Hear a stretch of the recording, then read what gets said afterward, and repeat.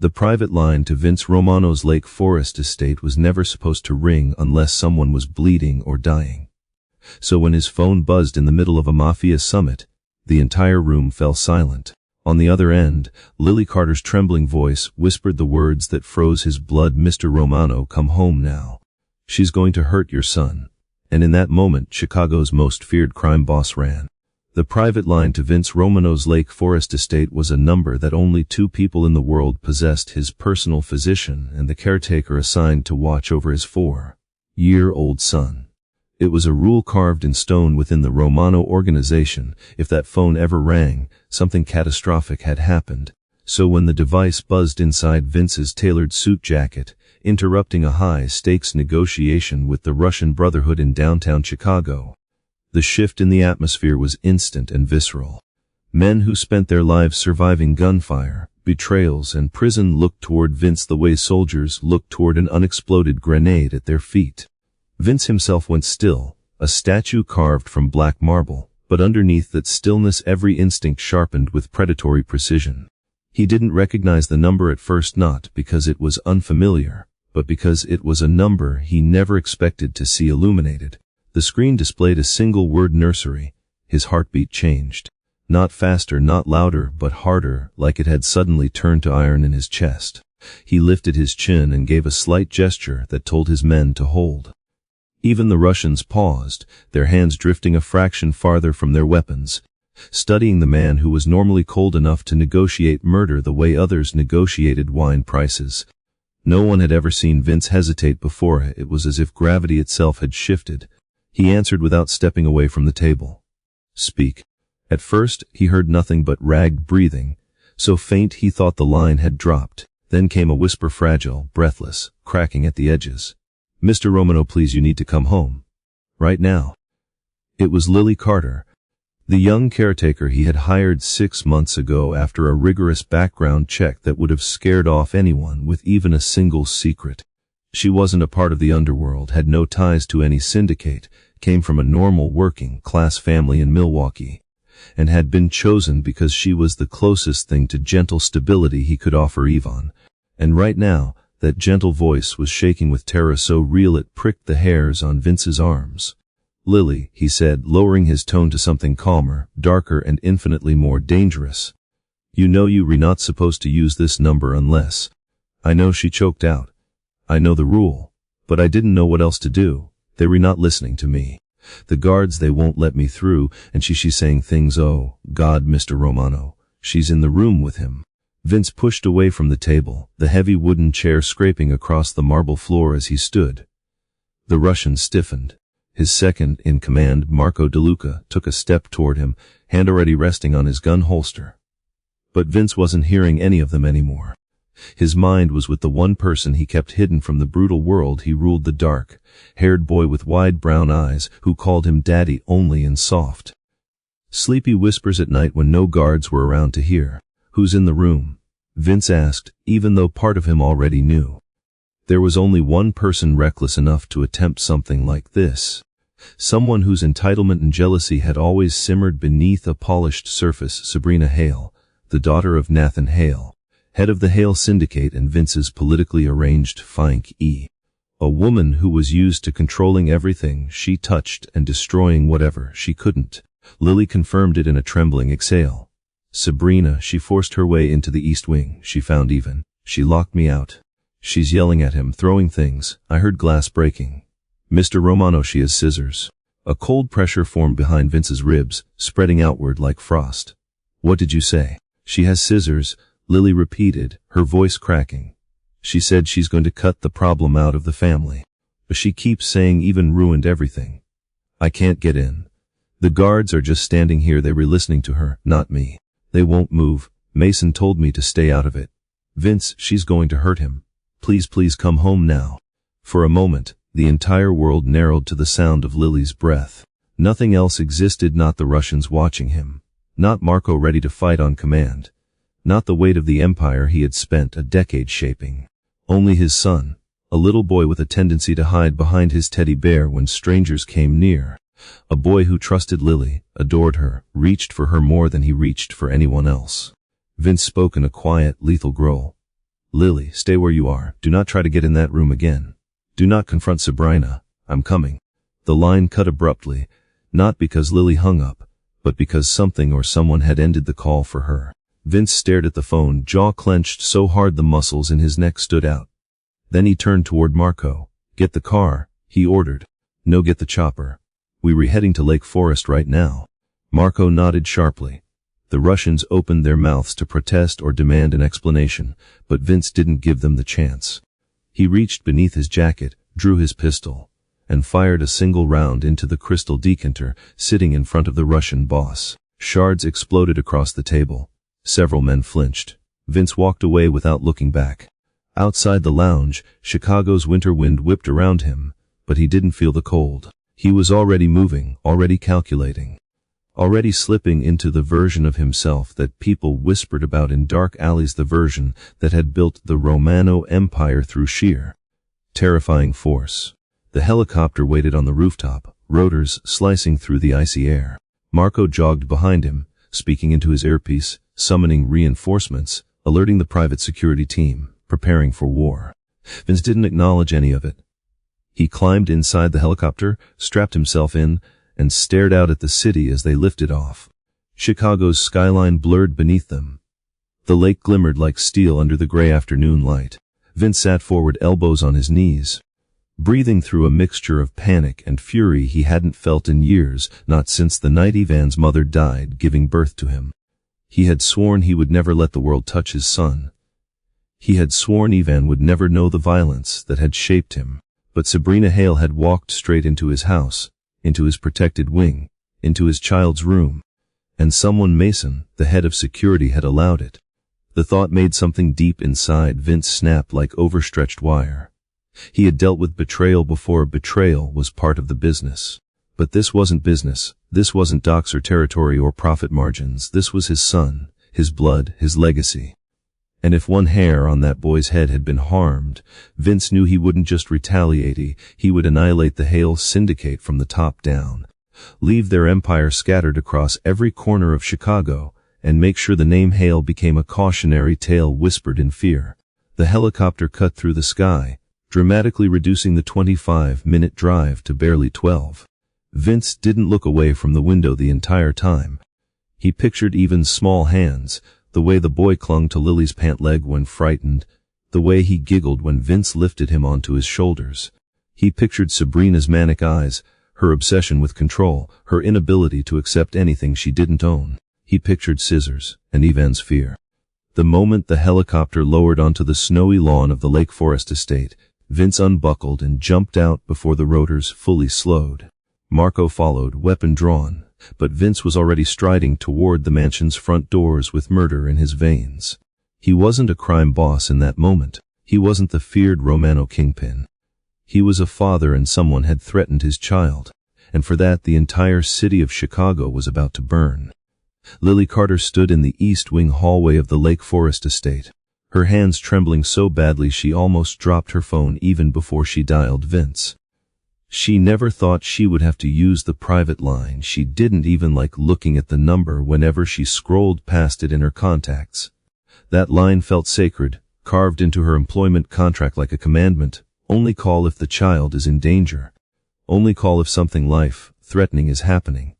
And now she had no doubt in her mind that this was exactly that moment. Her chest felt tight, not just from fear, but from frustration boiling beneath her ribs. She kept replaying the last 10 minutes, trying to grasp how everything had spiraled. She had been reading to Ivan in the cozy corner of his room, his favorite spot, near the little tent shaped like a cabin, when she heard footsteps outside the door. Heavy, confident footsteps. Before she even reached the doorknob, the guards had rushed forward, blocking her with their bodies like she was suddenly the threat. And then Sabrina Hale breezed in behind them, wearing a cream designer coat and heels too sharp for a house with hardwood floors. Lily knew instantly this wasn't a social visit or a friendly drop-in. Sabrina's eyes, usually cold like polished glass, held a particular intensity that made Lily pull even close without fully realizing she was doing it. Sabrina didn't speak a word to Lily at first. She simply stared at the child with a warped sort of fascination, as if Ivan were a secret she had always suspected, but had only now confirmed.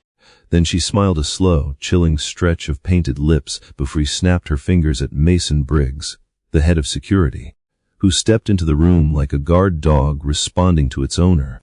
"Get her out," Sabrina ordered. Lily had tried to protest, explaining Vince's strict rule, reminding Mason that no one was allowed in the East Wing. But Mason didn't care. He grabbed Lily by the shoulders, shoved her into the hallway, and locked the door behind her.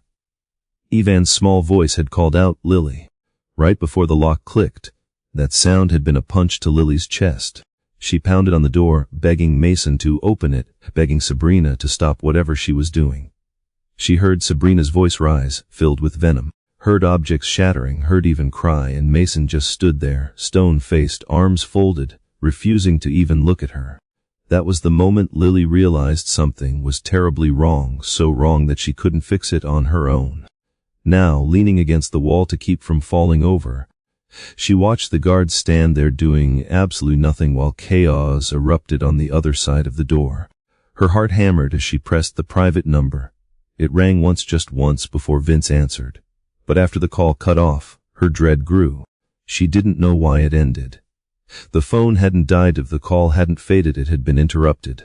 She stared at her screen with wide eyes, horrified by the idea that someone might have grabbed Ivan or grabbed Sabrina or grabbed the phone right out of her hand if she had still been trapped inside. What if Sabrina took Ivan somewhere else in the room? What if he was hurt? What if he was bleeding? Lily's breath hitched as she pressed her ear to the door again. She could hear something, a thud, a shriek, and Sabrina's sharp voice saying something she couldn't fully make out. Lily didn't dare think about it too hard. She backed away, feeling helpless and furious all at once. "Open this door, Mason," she shouted, her voice cracking. "You know what Mr. Romano will do to you if something happens to that boy." Mason didn't even flinch. "Ms. Hale gave an order," he said, "and until Mr. Romano says otherwise, we follow the Hale family too." Lily stared at him, horrified by how casually he said it, as if a 4-year-old's life was a minor inconvenience in a busy workday. "She's not your boss," Lily protested. "Vince is your boss, and that's his son." Mason's jaw tightened, but not out of guilt. More out of annoyance. Romano should be told his fiancée the truth if he wanted to avoid this mess, he muttered. "Now step back." Lily's stomach twisted. This was betrayal, not just toward Vince but toward Ivan. Toward the promise Mason had made to protect this house. She backed away only to avoid being pushed again, but her mind kept racing. She needed to get in that room. She needed to do something. She couldn't just wait. Not when she heard Ivan's cries growing louder. Not when Sabrina's rage felt like it was soaring into something dangerous and unstable. Lily grabbed the nearest object, a decorative vase, and considered smashing the window beside the door to squeeze through. But the windows in the East Wing were reinforced, thicker than ordinary glass. She knew because Vince had told her when she was hired, "Nobody gets to this wing unless I allow it." That rule had protected even until today. She turned toward the stairwell, scanning for another solution. Her mind jumped from option to option: find a guard who wasn't on Sabrina's payroll. Try to find the spare key she had once seen Mason carry. Break down the door even if it shattered her shoulder. Nothing seemed possible. Nothing seemed fast enough, and Ivan's cries were getting sharper, fearful in a way Lily had never heard before. He wasn't a loud kid, he wasn't a tantrum thrower. If he was screaming like that, he was terrified. Lily felt it like a blade against her chest. She rushed to the security panel mounted on the wall at the end of the hall. She knew the passcode only allowed her to access intercom functions, not override locks, but she tried anyway. She slammed her hand against the buttons, dialing every extension she could. "Hello, is anyone there? I need help in the East Wing. Right now. This is an emergency." But the only response was static. She tried the house line, radio channels, the back staff phone network. Nothing worked. Either the system had been tampered with or someone had deliberately shut everything down. Lily swallowed a wave of panic. She was alone. A loud crash erupted from inside the room. Something heavy had been thrown, maybe the nightstand or Ivan's small bookshelf. Lily rushed back to the door and pounded with both fists. "Sabrina!" "Stop it. He's just a child. Don't you dare touch him." She waited for a reply, an insult, a threat, anything. But what she heard instead was a chilling laugh. A laugh that made Lily's skin crawl. Then Ivan screamed her name again, not in confusion, not in fear of the noise, but in raw terror. Lily covered her mouth and felt tears burn hot in her eyes. She couldn't wait. She couldn't stand here another second. She looked at Mason at his smug, unmoving expression, and something inside her snapped. If the guards wouldn't protect the child, she would. Even if she had to tear the house apart with her bare hands. She spotted a fire extinguisher mounted in the hallway near the corner. She ran to it, ripping it from the case. Mason reacted too late. By the time he stepped forward, Lily was already charging. She swung the extinguisher at the doorknob, metal slamming against metal. The entire frame shook. Mason shouted for her to stop, raising his arm, but Lily didn't care. She hit the lock again with a strength she didn't even know she had, and again. And again.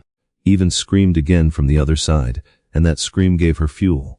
She lifted the extinguisher one more time, and Mason caught her wrist. Enough, he growled. But Lily jerked away, fury blazing in her chest. He's a child, Mason, a child, and you're letting a psychopath go after him. Mason shoved her back hard enough that she stumbled into the wall. I said step away, he growled. Sabrina's manic voice rose from inside the room, ranting about betrayal, lies, and fixing the problem once and for all. Lily shook her head, unable to believe this was real.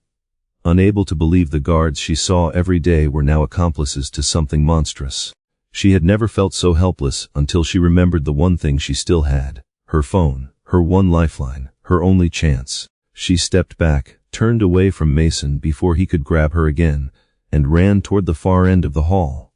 She pressed herself against the wall, out of his reach, and dialed the number she swore she would never call.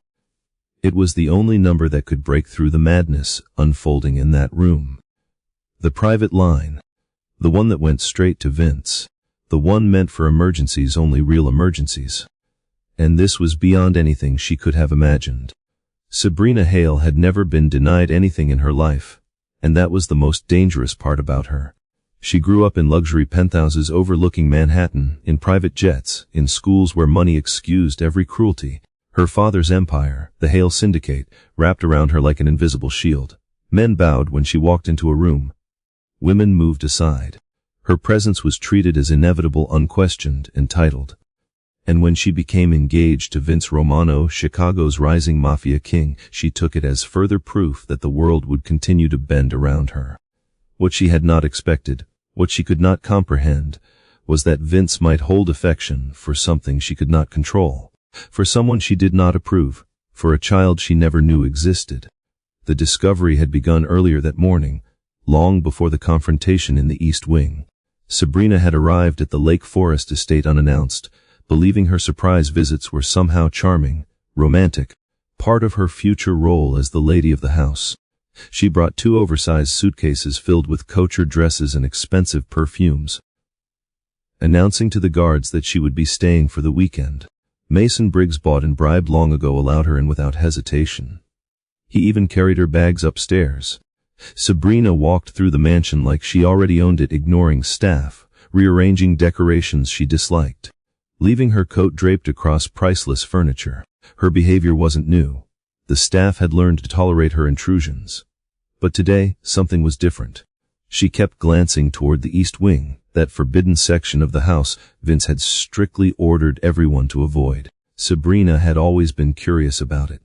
She once asked Vince why a private wing was off limits in a house that would soon be hers. Vince had answered only with a cold stare, one that suggested she dropped the subject forever. Sabrina had smiled, acting obedient, but resentment had simmered beneath her skin like acid. Today she wanted answers. She had been watching Lily from a distance for weeks. The young caretaker was soft-spoken, hardworking, too kind for the household, the kind of girl Sabrina's people would dismiss without thought. But Sabrina sensed something off about her, something secretive. She had always believed Vince was cheating on her, and Lily had become her primary suspect. Why else would Vince allow a random 23-year-old to have access to a wing of the house no one else could enter? Why else would he spend time there? Why else would he forbid Sabrina from approaching it? The thought chewed at her until it morphed into a certainty. And that certainty turned into jealousy, fiery, suffocating jealousy that gnawed at her pride. So when she saw Lily walking toward the East Wing carrying a tray with a glass of milk and some crackers, Sabrina followed. She waited until Lily opened the door, then strode toward her with purpose, snapping at Mason to keep up. Lily froze in the doorway, startled but trying to mask it. Sabrina smirked, pushing past her without permission. And then she saw him, a small boy with dark brown curls, sitting cross-legged on the floor, playing with a stuffed bear. For a second, Sabrina couldn't breathe. Her entire body went rigid, her hands curling into claws at her sides. The fury that detonated inside her felt volcanic, violent, blinding. Vince had a son, not a lover, not a mistress, a son, and he had hidden him, from her, from everyone. The realization crashed over her in waves. Vince had lied. He had built an entire secret world behind her back. He had protected this child more fiercely than he had ever protected her. He had invested emotional energy she believed belonged to her alone. And worst of all, the boy's eyes, big and brown and terrified, resembled Vince's in a way she couldn't ignore. She stepped closer, fascinated and enraged. "So this is why," she murmured, crouching down to look the boy in the face. Even held the teddy bear tighter and scooted back. "This is why he never touches me anymore," Sabrina said softly, her voice too controlled, too sweet. "This is why he acts so distant. Because he has you." Lily took a step forward. "Ms. Hale, we need to step out of the room. This area is restricted." Vince was very clear. "Shut your mouth," Sabrina snapped, rising with a sudden burst of anger. "I knew you were hiding something. I knew you were covering for him." She turned toward Mason. "Get her out of here." Lily barely had time to react before Mason grabbed her arms, pulling her into the hallway. Even reached out instinctively, crying her name, something that only worsened Sabrina's rage. The door slammed shut, locking the caretaker out, leaving Sabrina alone with the child she believed had stolen her fiancé's attention. Sabrina stared at Ivan with a complex mixture of curiosity and contempt. "You re the reason he doesn't touch me," she whispered. "The reason he won't marry me sooner. The reason he keeps secrets." Her voice grew sharper with each accusation. "And he hid you like some precious treasure."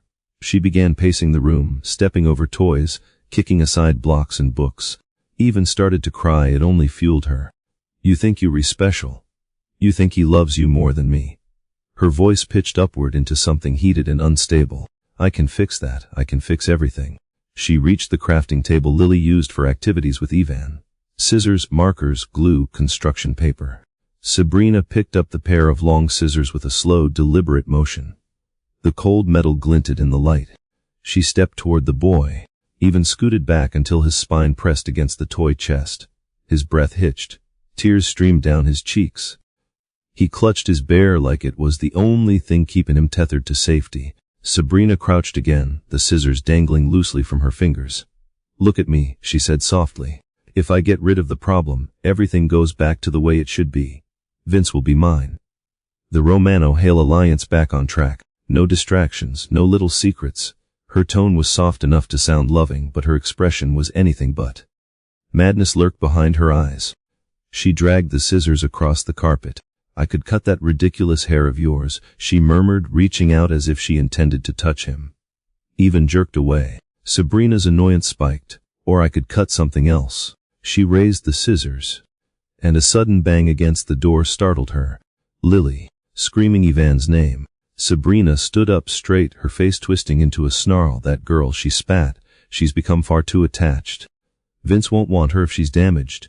Maybe I should start with her first." But then Ivan whimpered, and Sabrina's attention snapped back to him. "No," she murmured, circling him like a shark. "You come first." She lifted the scissors again, gripping them tightly. Outside the door, Lily hit the lock over and over, shouting for Mason to stop, Sabrina begging him to do something. Mason didn't budge. Inside the room, Sabrina raised her hand, the blade reflecting the soft glow of the nursery lights.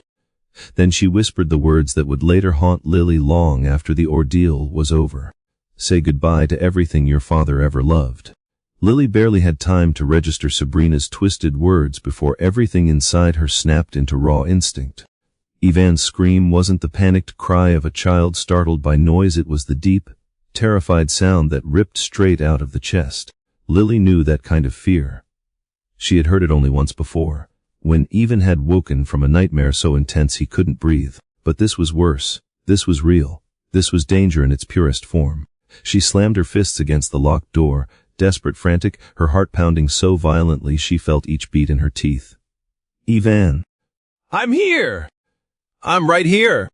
She cried out, praying he could hear her, praying her voice gave him some sort of anchor.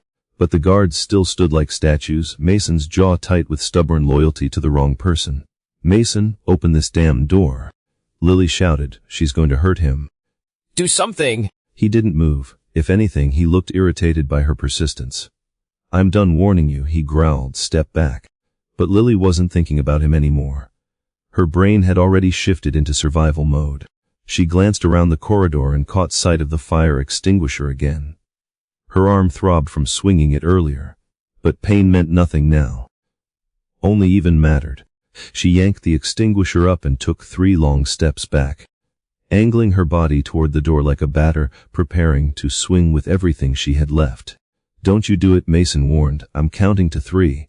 Lily didn't wait for 1. She sprinted forward and slammed the extinguisher against the doorknob with every ounce of strength she possessed. Metal clanged violently. The doorframe shuddered. Mason cursed and moved toward her. Lily swung again before he reached her, this time hitting the lock with enough impact to send a crack up the wooden frame. Hope shot through her veins like electricity. She raised the extinguisher for another hit when Mason grabbed her elbow and yanked her back hard enough to send her stumbling. "I said enough," he snapped. His fingers dug into her arm. "You going to make things worse." Lily's voice rose to a shout, raw and furious. "Worse. Worse than a woman with scissors chasing a 4-year-old. Are you out of your damn mind?" Mason shoved her against the wall. "This is between the families. Sabrina doesn't take orders from you." Lily stared at him, stunned by his cruelty, by his complete disregard for Ivan's safety. "He's a child," she said, her voice breaking. "And you letting her treat him like he's disposable." But Mason's expression didn't change. He wasn't heartless, he was bought. That realization hit Lily so hard her breath lodged in her throat. Mason didn't care about loyalty or safety or the boy upstairs. He cared about whatever Sabrina had promised him: power, money, a future under the Hale influence. Inside the room, something heavy crashed hard enough that the sound echoed down the hall. Lily didn't know if it was furniture or if Ivan had been thrown or if Sabrina had knocked something over in her rage.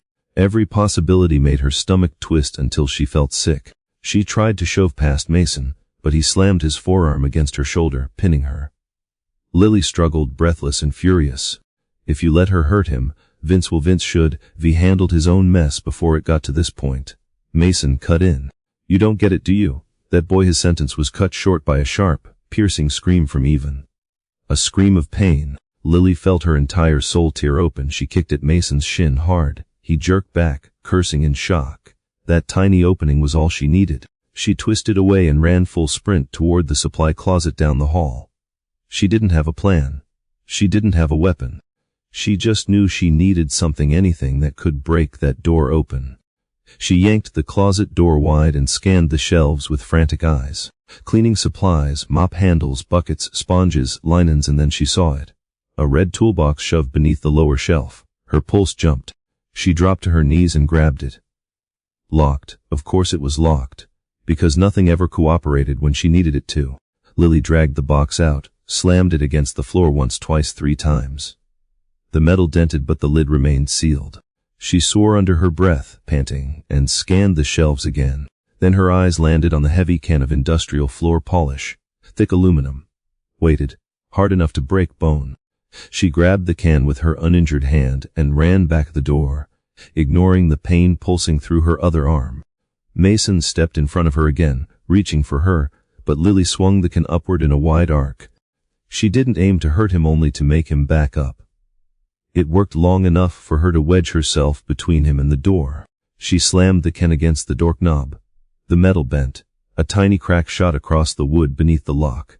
She hit it again and again, and again. Ivan's cries sliced through her like knives. Sabrina's voice rose in fury, shouting something she couldn't fully hear but didn't need to. She knew the sound of escalating rage. She had worked in enough understaffed daycares to recognize when someone crossed the line from angry to dangerous. But this was beyond dangerous. This was lethal. Mason lunged for her again, grabbing her upper arm, jerking her backward. She screamed in frustration, trying to twist away. "He's a kid!" she shouted, choking on tears she didn't have time to wipe away. "He's a little boy. What is wrong with you?" Mason yanked harder, trying to pull her down the hall. "Enough. You're done." Get out of this wing before he could finish. Lily drove her elbow into his stomach as hard as she could. It wasn't strong enough to seriously hurt him, but it caught him off guard. He let go. She spun, gripped the fire extinguisher handle with both hands, and hurled herself at the door again. This time, the lock gave. The doorframe splintered, the latch loosened, something inside cracked sharply. Lily raised the extinguisher one more time, pouring every bit of adrenaline, terror, and love she had into the swing, and the door burst inward, flying open so fast it hit the wall. She stumbled in, and her breath caught at what she saw. The nursery had been transformed into a battlefield. Bookshelf overturned, stuffed animals ripped apart, paper scattered across the floor, a lamp shattered, a framed picture lying face down with broken glass across the carpet.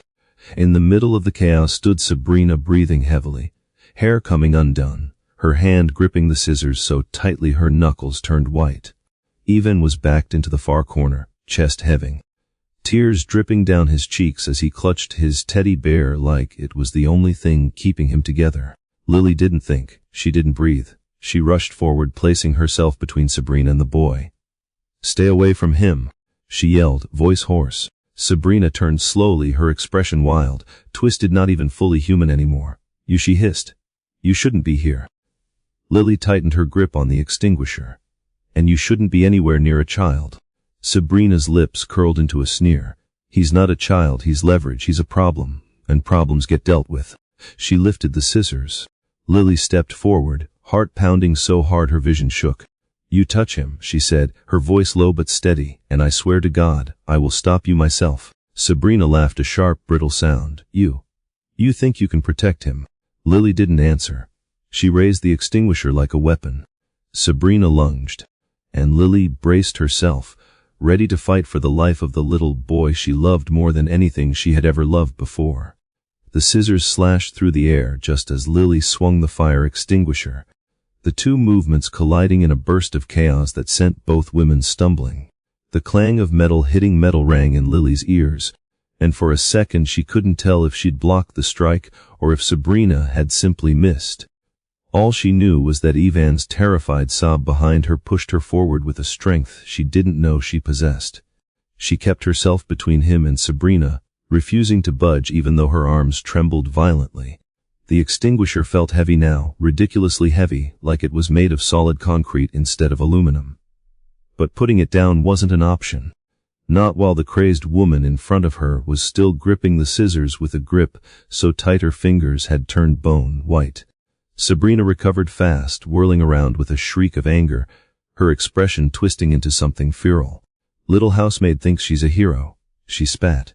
"You think Vince will thank you for this? You're nothing." She lunged again, her movements wild and unpredictable, the scissors flashing dangerously as she swung them in reckless arcs. Lily dodged to the side, barely missing the blade as it sliced through the air where her shoulder had been seconds before. She wasn't trained for this, she'd never been in a real fight in her entire life, but adrenaline sharpened every instinct. She swung the extinguisher sideways, catching Sabrina in the shoulder. The impact wasn't enough to knock Sabrina down, but it threw her off balance long enough for Lily to grab Ivan's arm and pull him behind her, pushing him farther back into the corner, while keeping her body as a shield. Sabrina laughed, a sharp, deranged sound that made Lily's stomach twist. "Oh, how touching," she sneered, trying to play mommy. "You really think you matter that much?" Lily didn't respond. She couldn't waste breath on Sabrina's taunts. Every ounce of her attention was locked on protecting the trembling boy behind her. "Ivan, baby," she murmured without taking her eyes off Sabrina, "hold onto my shirt and don't let go." She felt tiny fingers clutch the back of her blouse, holding on for dear life. That alone fueled her more than fear ever could. Sabrina wiped blood from her lip. Lily wasn't sure when she'd hit her, the smear only made her look more unhinged. She stalked forward, dragging the scissors along the wall, leaving a thin scratch across the nursery's pastel paint. "You ruined everything," she muttered, her voice rising with each word. "All because Vince can't keep his past buried. And now look. Look at how far everyone has to go just to fix his mistake."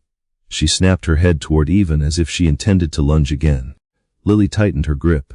"You're not touching him," she said, voice low and fierce. "You want Vince, you want power. That's between you and him. But you don't get to hurt a child to get it." Sabrina's laugh grew manic. You don't get it. That kid is the reason everything fell apart. No marriage, no alliance, no respect. Vince lied to me. He hid him. He hid you. Do you know how stupid that makes me look? Do you know what my father said when he found out Vince barely spends the night in our penthouse anymore? She raised the blade again. I fixed this and everything goes back to normal. Normal, Lily shot back. Nothing about what you were doing is normal. Sabrina's face twisted into a scowl as she charged forward, faster this time, forcing Lily to block the scissors with the extinguisher again. The impact sent a jolt up her arm, almost knocking the extinguisher from her grip. But she held on with sheer will. She shoved forward, forcing Sabrina to step back, their shoulders colliding painfully. Sabrina hissed and slashed toward Lily's arm. The blade grazed her forearm, slicing through her skin in a sharp sting of pain. Lily gasped but didn't retreat. She couldn't. Ivan pressed his face into her back, shaking, sobbing into her shirt, and she knew retreat wasn't an option. Not while he needed her. Lily switched her stance, gripping the extinguisher like a bat.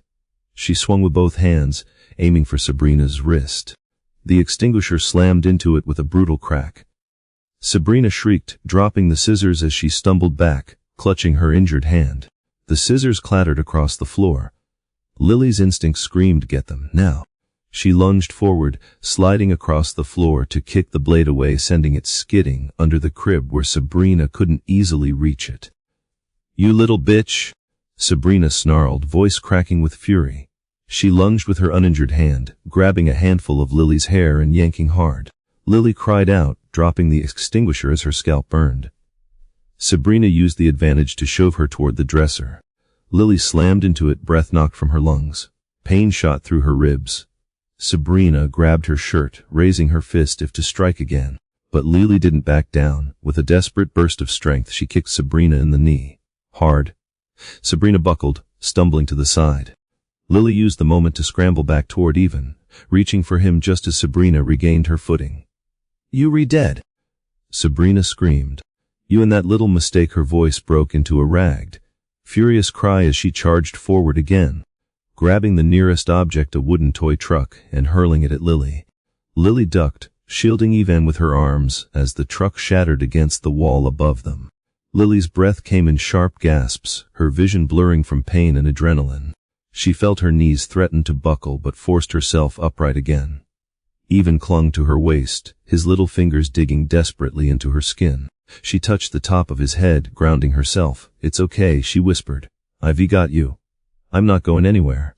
Sabrina was panting now, hair wild, eyes brimming with murder. She scanned the room for another weapon, grabbing a ceramic lamp from the nightstand.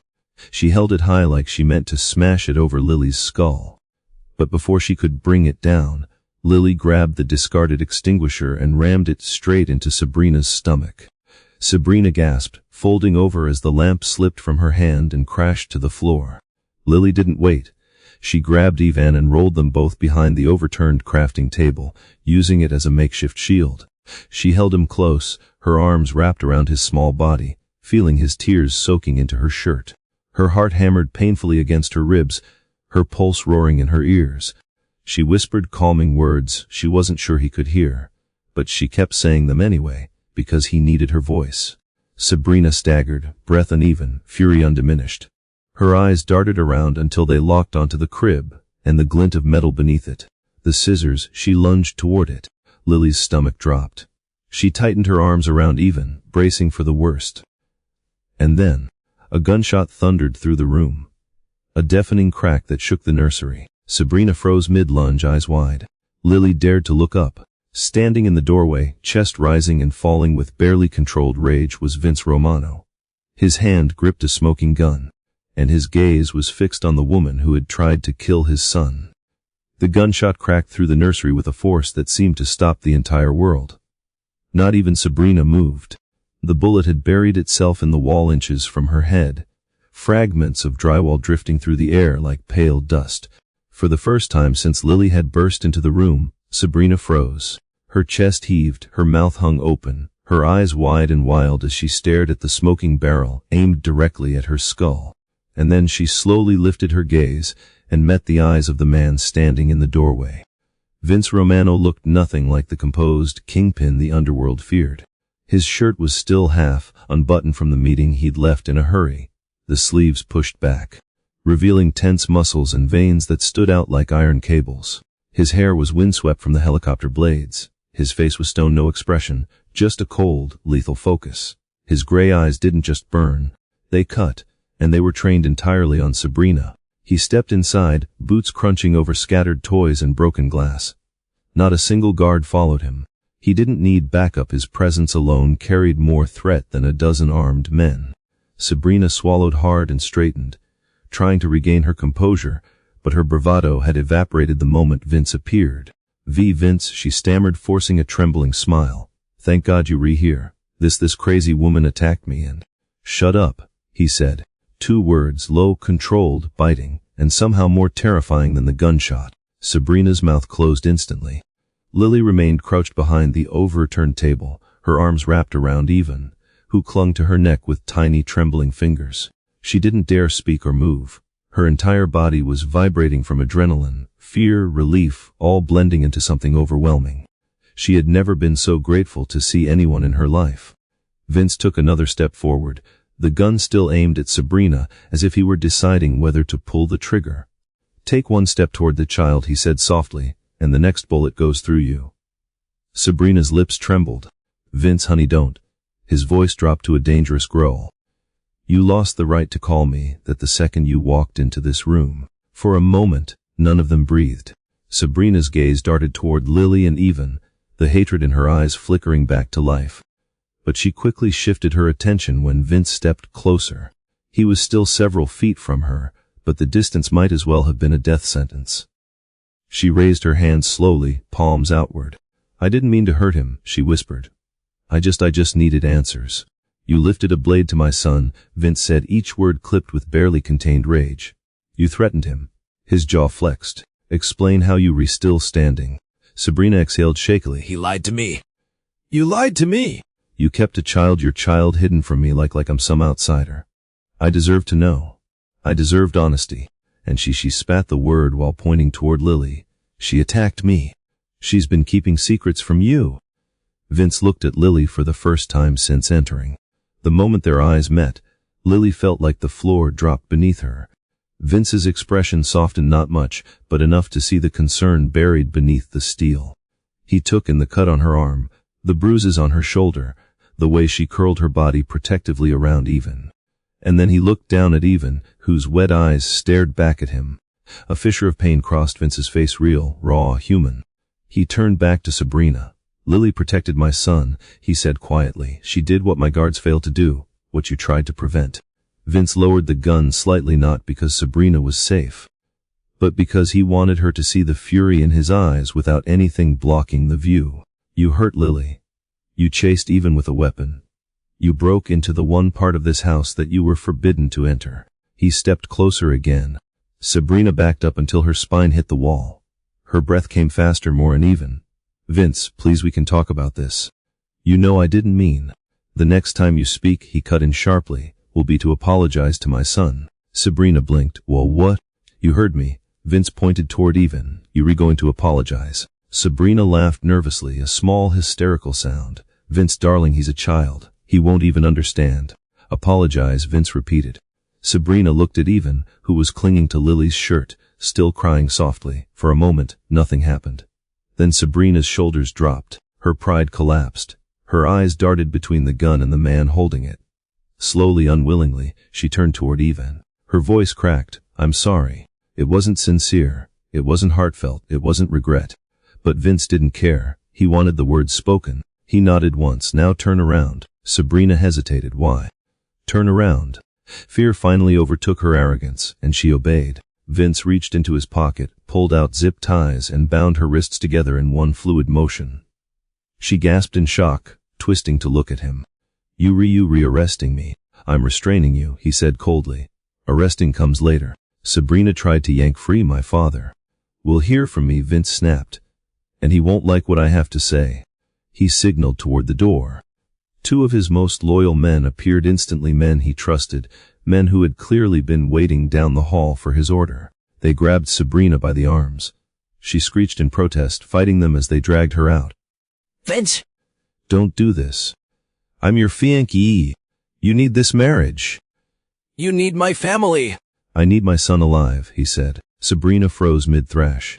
And for the first time since he stepped into the room, Vince holstered his gun. The second she was gone, Vince rushed toward Lily and Even, dropping to his knees beside them. Are you hurt? He demanded, his voice shaking slightly despite how hard he tried to steady it. Lily, even look at me. Lily blinked back, tears overwhelmed and exhausted. He's okay, she whispered. I kept him safe. Evan crawled from her arms into Vince's. Vince held the boy tightly, one hand cupping the back of his head, the other wrapped around his small body as if trying to shield him from the world. Evan buried his face in Vince's chest and trembled uncontrollably. Vince closed his eyes, pulled him closer, and pressed a kiss to the top of his hair. You safe now, Vince whispered, Daddy's here. Lily felt her heart twist at the scene, raw and vulnerable and painfully human. Then Vince turned his attention back to her. He reached out, his fingers brushing gently along her injured arm. You bleeding, he murmured, voice low with guilt. And bruised. His thumb grazed the torn edge of her sleeve. She did this to you. Lily swallowed. I couldn't let her near him. Vince looked at her as if the words hit him harder than any bullet ever could. You protected my son, he said softly. You protected the most important thing in my life. Lily shook her head. He protected me too. If he hadn't held on to me, I don't think I would. V kept standing. Vince's jaw tightened with emotion he didn't know how to express. He touched Evan's hair again, grounding himself. Then he met Lily's eyes with a determination she hadn't seen in him before, something fierce, protective, unyielding. This isn't over, he said. Not by a long shot. The Hale family will answer for what they did today. He stood slowly, even still in his arms. And I will never let anything like this happen again. The helicopter had barely settled on the front lawn when Vince stormed out of the nursery, Even held tightly in one arm while his free hand wrapped protectively around Lily's back to keep her steady. She was pale, trembling, and bleeding from more than one wound, but she stayed close, almost matching his pace as he guided them down the hallway. Every few steps, Even whimpered against his father's chest, and Vince would hush him gently even though his own voice shook with barely contained fury. The house felt wrong, a warped version of the safe fortress it was supposed to be. Lights flickered overhead, alarms flashed red along the ceilings, and several guards lay either unconscious or restrained on the floor, neutralized by Vince's loyal men upon arrival. He saw all of it, took in the chaos, and tightened his grip around his son. This was his home, his sanctuary, and Sabrina had turned it into a battleground. As they reached the base of the main staircase, Marco sprinted toward them from the entryway. His rifle was slung over his shoulder, his face grim, jaw hard. He slowed only when he met Vince's eyes. Boss, he said, voice rough, we did a sweep. Half the security team was working under Mason's orders. They were told to stand down if Sabrina came into the east wing. He paused, his gaze dropping briefly to Even, who still clutched his father with trembling fingers. I'm sorry. We didn't know. Vince's jaw flexed, but his voice stayed controlled. Where's Mason now? Marco hesitated. Marcus and the others have him pinned outside by the patio doors. He keeps insisting he was following family orders. Your Fanky pulled rank. Lily flinched slightly at the word Fanky but said nothing. Vince took a breath, slow, lethal, a breath that held back the storm only barely. Bring him. Marco nodded sharply and signaled 2 men. Moments later, Mason Briggs was dragged into the foyer by his collar, wrists bound behind him. Blood dripping from a cut near his temple, where someone had clearly knocked some sense into him. He stumbled as he hit the marble floor, but lifted his head enough to glare at Lily with poorly disguised contempt. This all could have been avoided, Mason grunted. You made it worse by getting involved. Lily stiffened, but Vince stepped in front of her, blocking Mason's view entirely. She made it worse. Vince repeated, voice dangerously calm. Explain to me how stopping a psychopath from murdering my son made anything worse. Mason scoffed, though the tremor in his voice betrayed him. Sabrina is a Hale. Her father promised protection, influence, resources. Your alliance with them keeps the peace in Chicago. The kitty paused, eyes flicking toward Even with something cold and dismissive. He's a liability, you know he is. Lily felt her stomach drop. Evan whimpered into Vince's shirt, feeling the tension. Vince's entire body went still. Marco subtly took one step back. He knew what came next, everyone did. Vince didn't shout, he didn't threaten. He leaned forward a fraction, his voice lowering to something so thin controlled it was far more terrifying than rage. That kid is my blood, my son, the reason I breathe, the reason this house exists. His grip uneven tightened not painfully, but protectively. And you let a woman with scissors into his room. Mason opened his mouth, maybe to defend himself or maybe to spew more misguided justification, but Vince cut him off. Marco, he said without looking away, take him outside. I don't want him in my home. Marco grabbed Mason's collar and hauled him toward the shattered front doorway. Mason resisted, planting his feet. If you punish me for this, the Hales will come for you, he said, voice rising. You rethrowing away your alliance, your future for a child. Vince's eyes darkened. I'm protecting my future, he said. You were supposed to protect him too. And you failed. Mason's attempt to protest was cut short as Marco dragged him outside toward the courtyard, where consequences awaited. Vince watched until Mason disappeared from view, then finally turned back to Lily. She was leaning against the wall, breathing shakily but still trying to stay upright.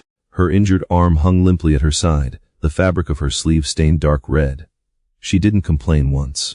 Not about the pain, not about the fear. Only even mattered to her. You need medical attention, Vince said, lowering even gently enough for her to see his little face. Come here. Lily approached slowly, her legs unsteady. Even reached for her immediately, wrapping his arms around her neck. She hugged him back tightly, her eyes closing for a moment as relief washed through her. Are you okay? She whispered into his hair. Even nodded, though his little body still shook.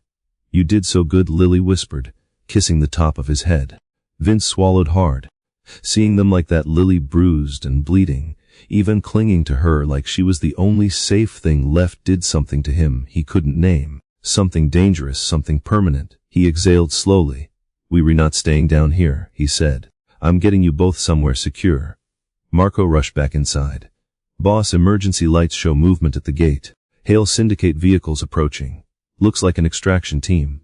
Vince's eyes sharpened. Of course, he muttered. Salvatore Hale never fights fair. He handed Ivan to Lily carefully. Stay close to me, don't let go. Lily tightened her grip on Ivan. I won't. He met her eyes steady and tense, fierce with gratitude he wasn't used to feeling. I know. Vince led them down the hall toward a reinforced steel door disguised as a wine cabinet. Lily had never been inside the estate's panic room before, but she'd heard rumors whispered among the staff, mostly exaggerated. She assumed. But when Vince input a code and the heavy door slid open to reveal a concrete bunker outfitted with monitors, rations, weapons, ventilation systems, and multiple locking mechanisms, Lily realized none of the rumors had come close. This wasn't a panic room. It was a fortress inside a fortress. Inside, Vince commanded. Lily stepped in first with Ivan. Vince followed, sealing the door behind them with a mechanical thud that echoed through the enclosed space. Ivan looked around, confused but calmer now that he was pressed between his father and Lily. Vince knelt in front of him, brushing a curl back from his forehead. Listen to me, buddy, he said softly. You stay with Lily. She's going to keep you safe while I take care of the bad people outside. Ivan's lower lip trembled. Daddy, don't go. Vince's heart cracked, but he forced himself to stay steady. I'll come back. I promise. Lily watched him carefully, studying the shadows under his eyes, the tension in his jaw, the storm beneath his composure. Be careful, she whispered. Vince turned his head slightly, meeting her gaze with something that made her breath catch. I'll come back to you too.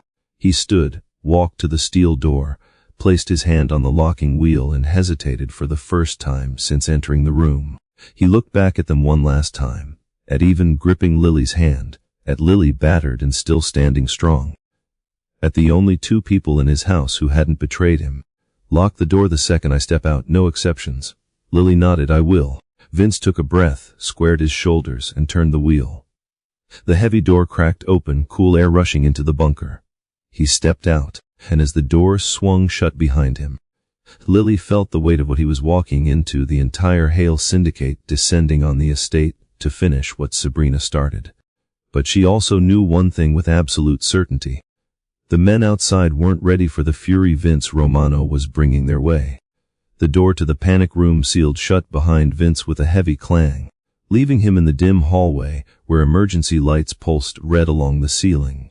The entire mansion trembled faintly under the force of explosions echoing from the front gate. Dust drifted from the rafters. Gunfire crackled outside, sharp and sporadic, like a warning that the real battle hadn't even started yet. Vince inhaled once, deep and steady, letting the cold surge of focus sweep through him. Then he moved. He strode down the hall with the determined gait of a man who had made up his mind long before the first shot was fired. Marco intercepted him near the base of the stairs, headset pressed to one ear, rifle gripped in the other. They blew through the gate with a truck bomb, Marco reported. 3 Hale subs inside the perimeter already. 8, maybe 10 men on foot. Vince's jaw tightened, their numbers growing. We spotted more headlights a mile down the road. Marco lowered his voice. They were coming hard, boss. Good, Vince muttered, checking the chamber of his rifle. Let them. They jogged toward the foyer. As they emerged from the corridor, the estate's grand front hall unfolded before them, usually pristine. Polished marble floors and crystal chandeliers. Now shattered glass coated the ground like glitter. Smoke crept through the air. The once elegant space had been transformed into a war zone. 2 of Vince's men fired from behind pillars near the staircase, holding off Hale gunmen who had breached the outer windows. Bodies, mostly Hale's men, already lay sprawled across the tile, weapons cast from limp fingers. Status? Vince asked, sliding behind a marble column as bullets struck the pillar inches from his head. They were pushing toward the east wing. One of his men shouted, trying to flank us. That's not happening, Vince snapped. Fall back to the foyer. No one gets near that hallway. No one. He leaned out just enough to squeeze off 3 controlled shots. The first Hale soldier dropped instantly. The second staggered, clutching his shoulder. The third dove behind an overturned end table. They retrained, Marco muttered beside him. Not street thugs, professionals. Makes no difference, Vince replied. They were not getting upstairs. A grenade clattered through a shattered window. Incoming, someone yelled. Vince didn't hesitate. He grabbed Marco's collar and dragged him down the hall just before the explosion tore through the air. Shards of furniture and stone flew across the foyer, rattling off the walls. Smoke rolled outward in a thick wave. Vince pushed himself up, coughing. The blast had taken out part of the staircase and knocked 2 of his men off their feet. Get up, Vince commanded as he helped one to his feet. We hold this line. Another SUV burst through the front hedges, plowing into the lawn. Hale soldiers jumped out, assault rifles raised. Spread out, Vince barked, take cover positions. Gunfire erupted again, deafening but purposeful. Vince fired precise shots, moving with fluid efficiency through the chaos. Every bullet he released had intention. Every shot was calculated. He wasn't fighting like a Mafia boss. He was fighting like a man whose child had been threatened, whose home had been invaded, whose bloodline had been attacked. Marco ducked behind another pillar, reloading. Salvatore Hale is in the third SUV, he said through clenched teeth. He's watching from inside the vehicle. Vince's eyes narrowed. Coward. He's waiting, Marco continued. He thinks we re going to break. We re not, Vince said.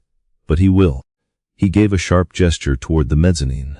Luca, one of his best snipers, positioned himself behind the railing on the second floor and took aim at the soldiers attempting to breach the west hall.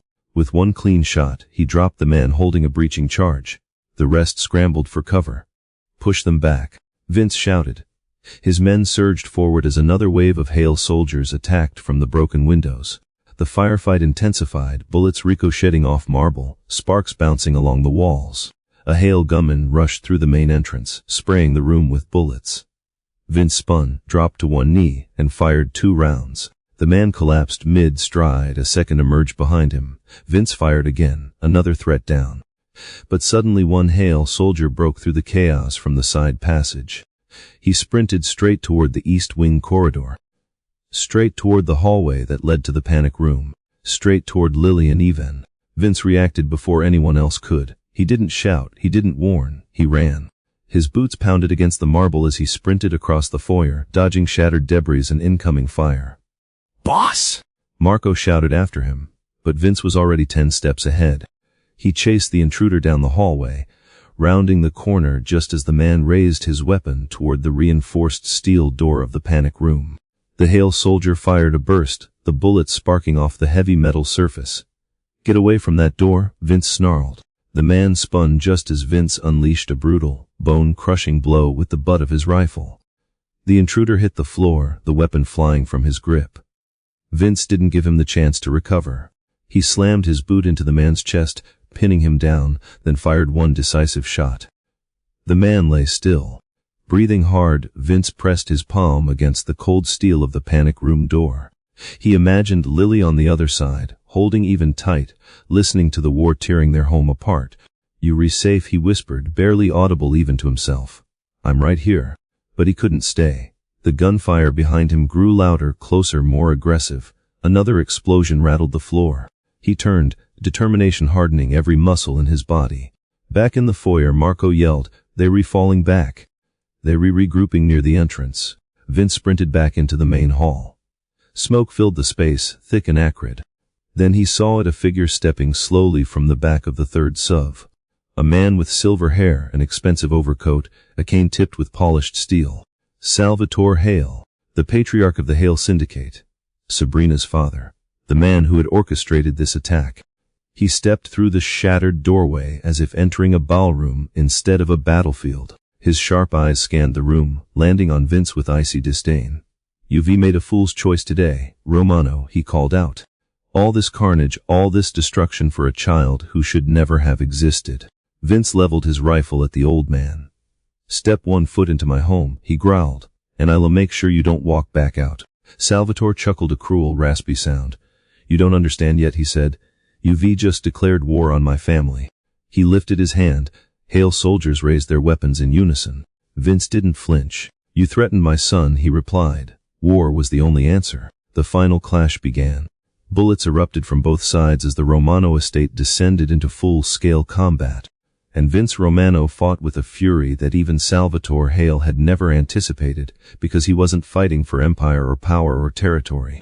He was fighting for the two people locked behind that steel door. And there was nothing on earth more dangerous than that. The gunfire intensified until it felt like the walls themselves shook from the force. Vince moved through the smoke-filled foyer with an unyielding purpose. Every instinct sharpened by rage and fear and the unbreakable drive to protect what was his. The Romano estate had seen violence before, threats, negotiations, skirmishes, but never a full front attack led by a rival patriarch willing to risk everything. Never an assault aimed at a 4-year-old child. Never a betrayal that struck this deep. As the final wave of Hale soldiers charged through the breach, Vince surged forward, firing precise, lethal shots. He moved like a man possessed, steady footwork, controlled breathing, flawless accuracy. Marco and the loyal guards mirrored his intensity, pushing back the Hale Syndicate step by step. Bodies began to pile near the front door. The marble floor, once pristine, became streaked with boot marks, debris, and the aftermath of gunfire. Salvatore Hale remained standing near the SUV, cane planted firmly on the ground, watching the carnage like a monarch surveying his battlefield. His calm expression made Vince's blood burn hotter. The old man didn't care about lives lost. He didn't care about the damage, the cost, the symbolic destruction of the Romano estate. He cared only about pride, legacy, and the fact that his daughter had been publicly humiliated and locked away after attempting to murder a child. To him, this assault was justice. To Vince, it was unforgivable. "Push them back!" Vince roared, advancing across the foyer as his men spread out behind fallen furniture for cover. Automatic fire screeched through the air, shredding through columns and railing fragments that crashed onto the already ruined floor. Smoke filled Vince's lungs, but he didn't slow. He reloaded with practiced ease, ducked behind the fallen banister, then fired at the Hale soldier climbing through a shattered window. The man fell instantly. Marco rushed up beside him, panting. "They were losing numbers," he said. "We can keep them on the lawn." But Hale is still standing. Vince's gaze cut toward the patriarch. "Good," he replied. "I want him alive long enough to hear me." A stray Hale soldier vaulted over an overturned table and rushed at Vince with a knife. Vince sidestepped and slammed the butt of his rifle into the attacker's jaw, sending him sprawling before finishing him with a cold, efficient shot. Marco lifted an eyebrow. "You want to talk to Hale?" "I want him to understand," Vince said, "that he picked the wrong house, the wrong family, the wrong father." He surged forward again, moving deeper into the battlefield. Two more gunmen emerged from behind the SUV. Vince fired twice. Both fell. Salvatore Hale flinched barely but kept his smug composure. More headlights pierced through the trees in the distance.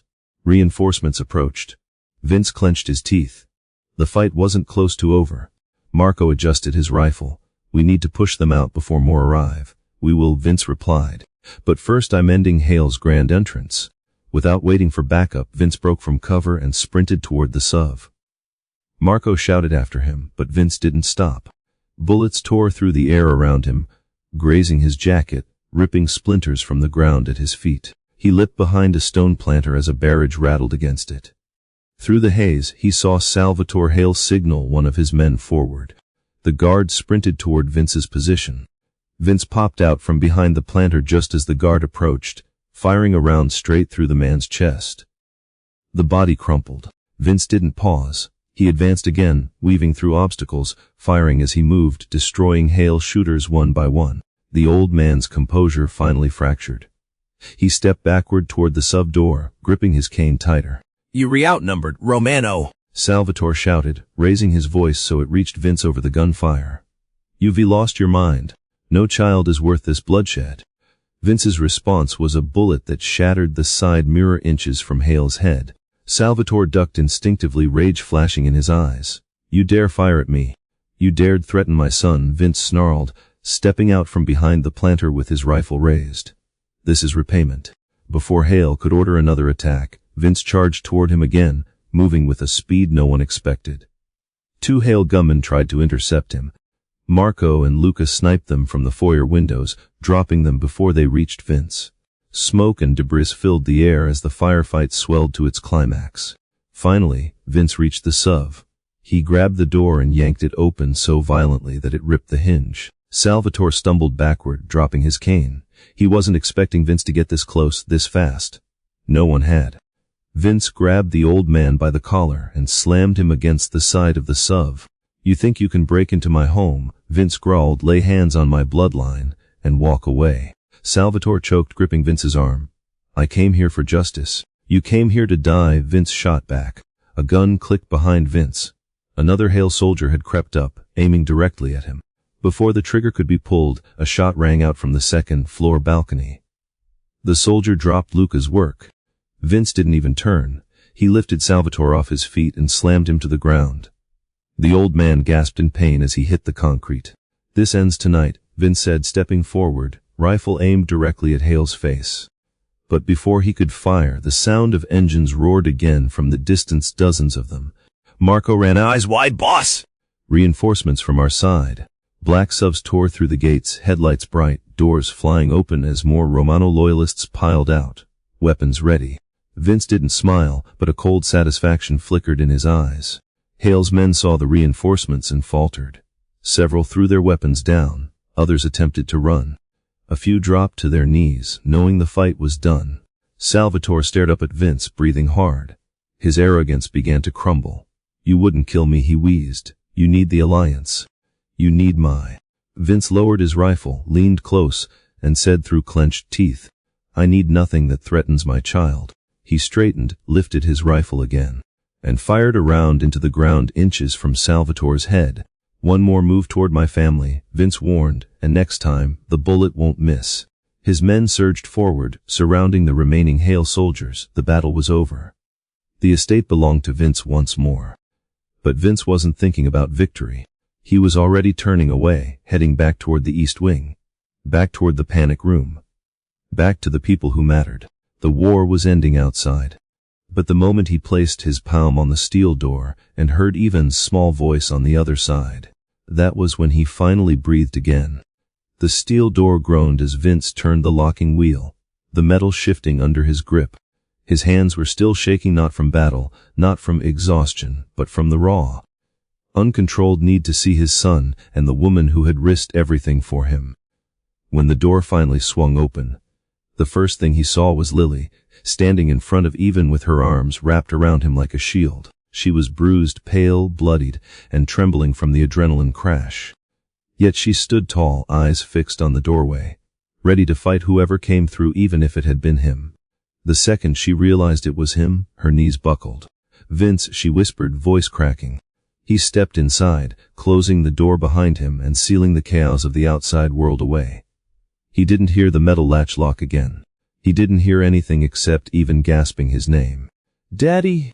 The little boy launched out of Lily's arms with a tiny cry, sprinting on unsteady legs straight into Vince's chest. Vince sank to his knees just in time to catch him, pulling him into a tight, desperate embrace. Even wrapped his arms around his father's neck and held on like he never planned to let go again. Vince lifted one hand to cradle the back of his son's head, the other arm curling around his small body protectively. He pressed his face into Ivan's hair and inhaled sharply, as if making sure the boy was real, whole, alive. "Ivy got you," Vince whispered, voice rough with emotion. "I promised I'd come back and I did. You re-safe now, buddy. You re-safe." He rocked him gently, even as his own chest trembled. Even buried his tear-streaked face against his father's throat, mumbling over and over, "Daddy, Daddy." It was the sound Vince lived for. The sound that mattered more than alliances, empires, or power. Only after a long moment did he lift his head to look at Lily. She stood a few feet away, hugging her injured arm to her chest, eyes shining from tears she'd refused to shed until now. A lock of hair clung to her cheek, and her breath was unsteady. But she still managed a fragile smile, the kind that came from relief so intense it nearly hurt. "You okay?" she murmured, almost as if trying to convince herself. Vince rose to his feet with Even still in his arms and stepped toward her. "Because of you," he said quietly. Lily's gaze dropped, overwhelmed. "I didn't do it alone." "Lily," Vince said firmly, "look at me." She did, slowly. His eyes traced every bruise, every scrape, every sign of what she endured. Guilt hit him like a punch to the ribs. "You fought for him," he said. "You fought when my own guards turned their backs. You fought when no one else did. You kept him alive." He exhaled sharply, struggling to rein in the storm in his chest. "And I will never forget that." Her lips parted in surprise. Even lifted his head from Vince's shoulder, reaching toward Lily. "Lily hurt," he whispered, pointing at her arm. Vince followed his gaze and frowned at the blood-soaked sleeve. "Come here," he said, stepping closer. Lily hesitated, unsure, but Even wriggled until he could lean forward and wrap a tiny hand around hers. "Stay with us," he said softly. Lily's heart twisted. Vince led them toward the padded bench along the bunker wall. "Sit," he instructed gently. She obeyed, lowering herself with a wince. He set Even beside her, then crouched to examine her arm. "This needs cleaning," he muttered. "Probably stitches." His hands hovered carefully, not wanting to cause more pain. "Did she do this?" Lily nodded faintly. "The scissors grazed me." "It's not deep." Vince's jaw tightened. "It's enough." He stood abruptly and moved toward the medical cabinet, grabbing supplies with clipped, purposeful movements. Lily watched him, noticing the tension in every line of his body. He wasn't just angry. He wasn't just shaken. He was devastated, terrified, protective in a way she had only seen flashes of until now. When he returned, he knelt beside her again. "Hold still," he said, his voice softer this time. He disinfected the wound with gentle precision, the kind of careful touch that surprised her. His fingers brushed her skin, steady despite everything happening outside. Even watched with wide eyes, leaning his little body against Lily's side as if he still needed to feel her warmth to stay grounded. When Vince finished bandaging her arm, he sat back on his heels, exhaled long and hard, then reached up to brush a strand of hair from her cheek. The touch was brief but tender. "You saved him," he whispered again. Lily swallowed. "I did what anyone would have done." "No," Vince said, shaking his head slowly, "not anyone." His eyes darkened with something deeper. "Most people would have run. Most people would have been too scared. You," his voice softened to a reverent murmur. "You faced Sabrina Hale with nothing but a child's toy, a fire extinguisher, and your own damn spine." Lily let out a shaky laugh that turned into a sniffle. "To be fair, the fire extinguisher did most of the work."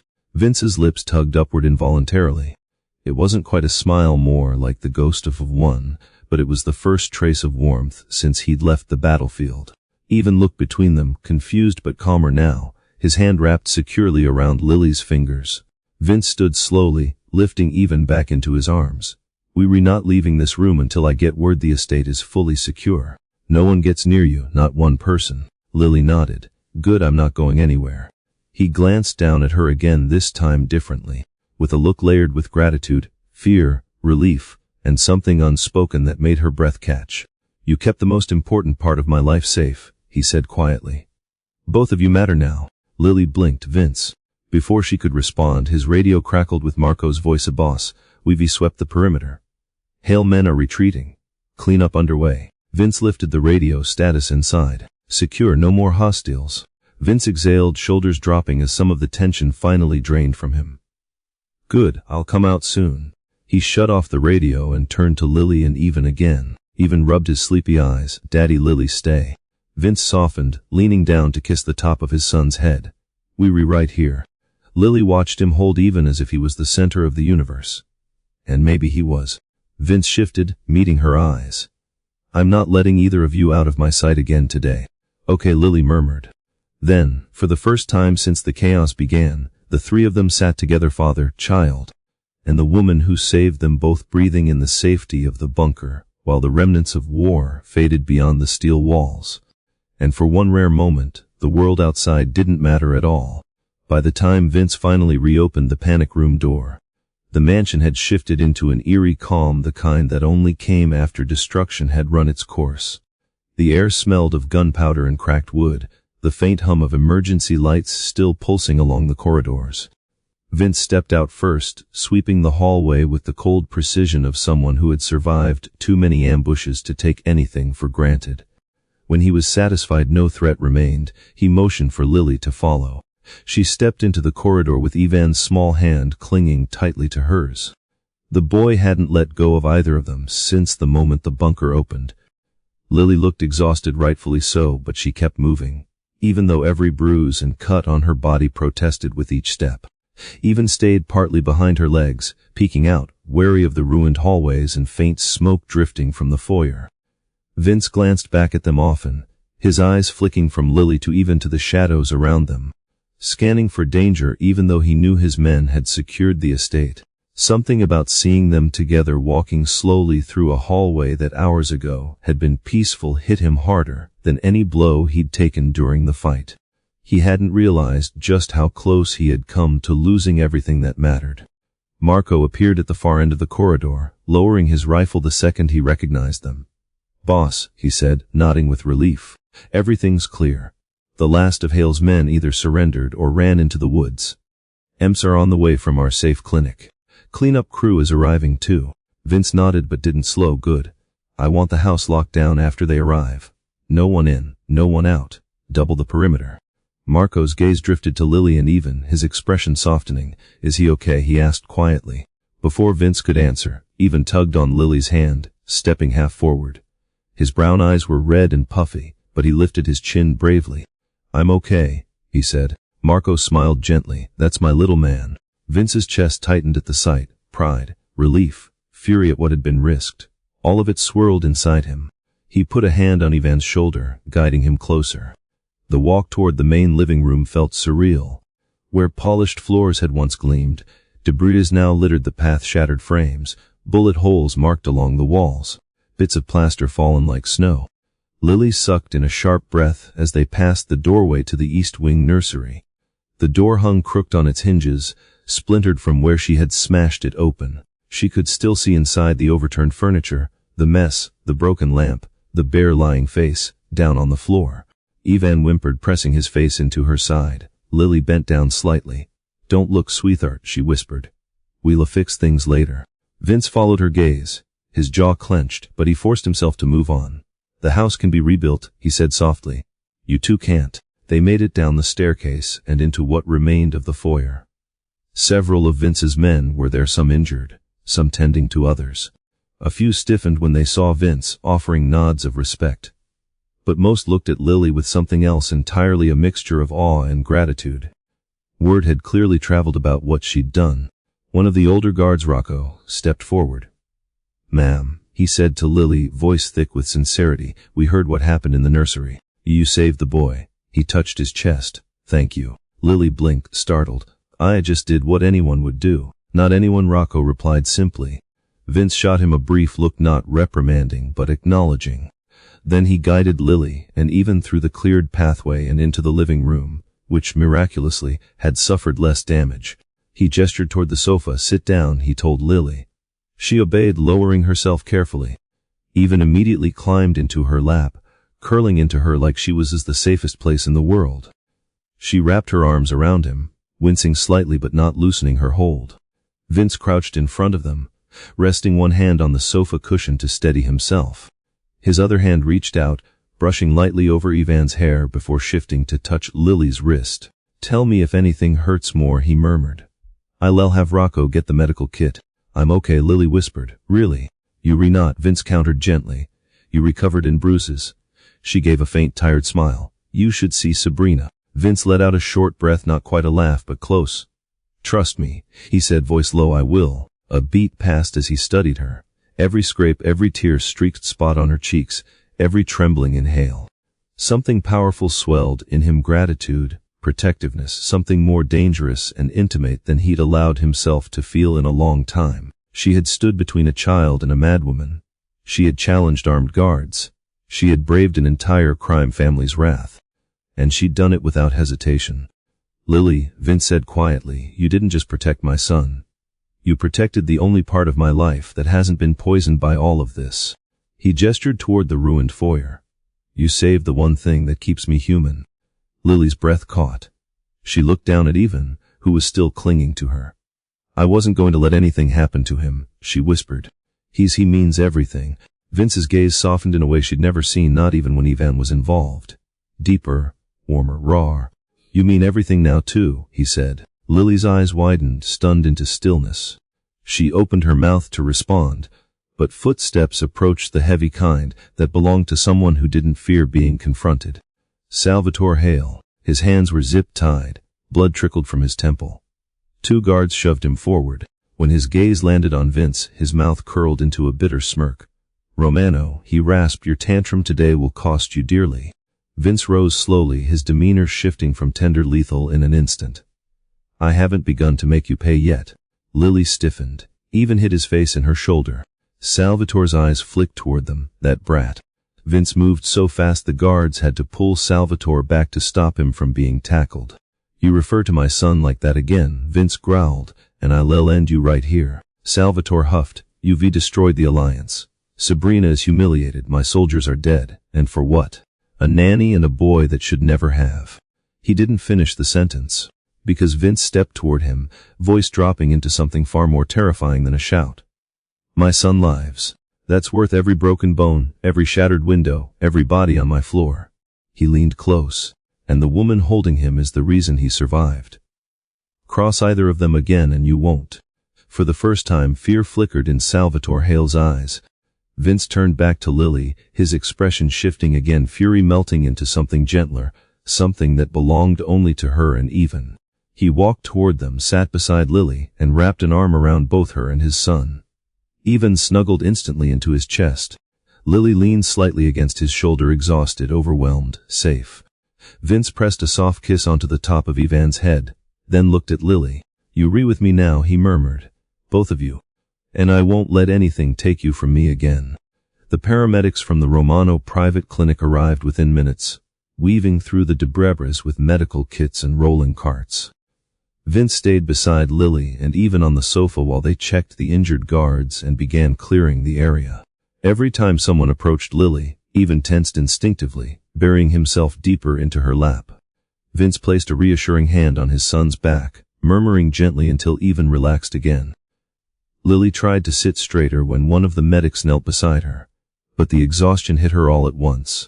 Now that the adrenaline was fading, the ache in her body grew heavier. She winced as the medic gently examined her arm. "She got you good," he murmured. "But you will heal fine."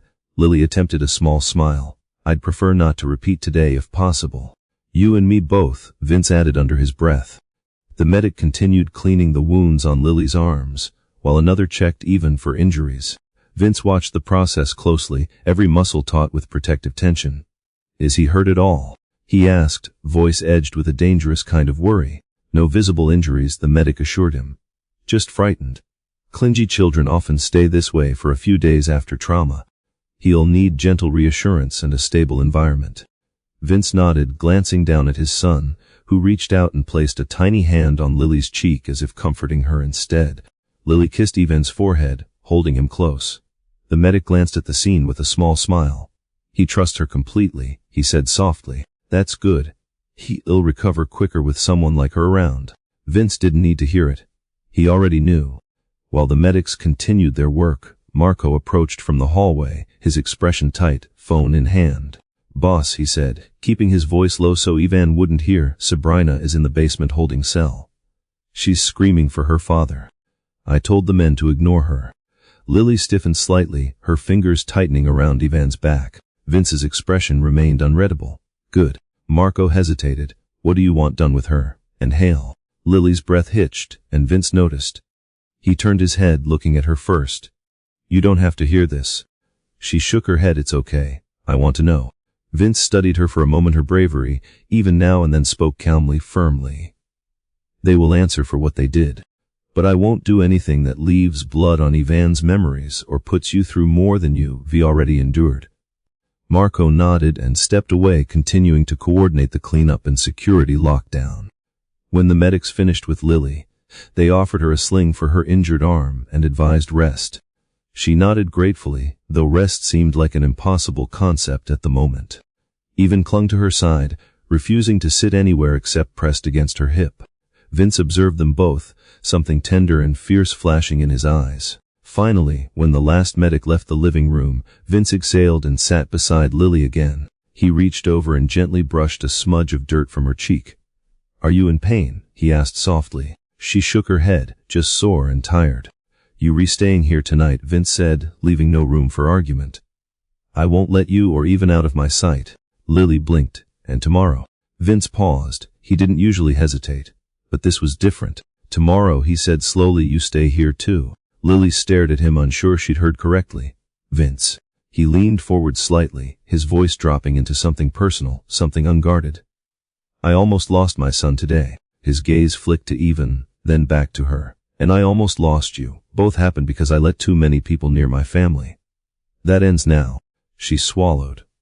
Are you saying you want me to move into the house full time? I'm saying, Vince murmured, that you're the only person I trust with the person who means more to me than anything else.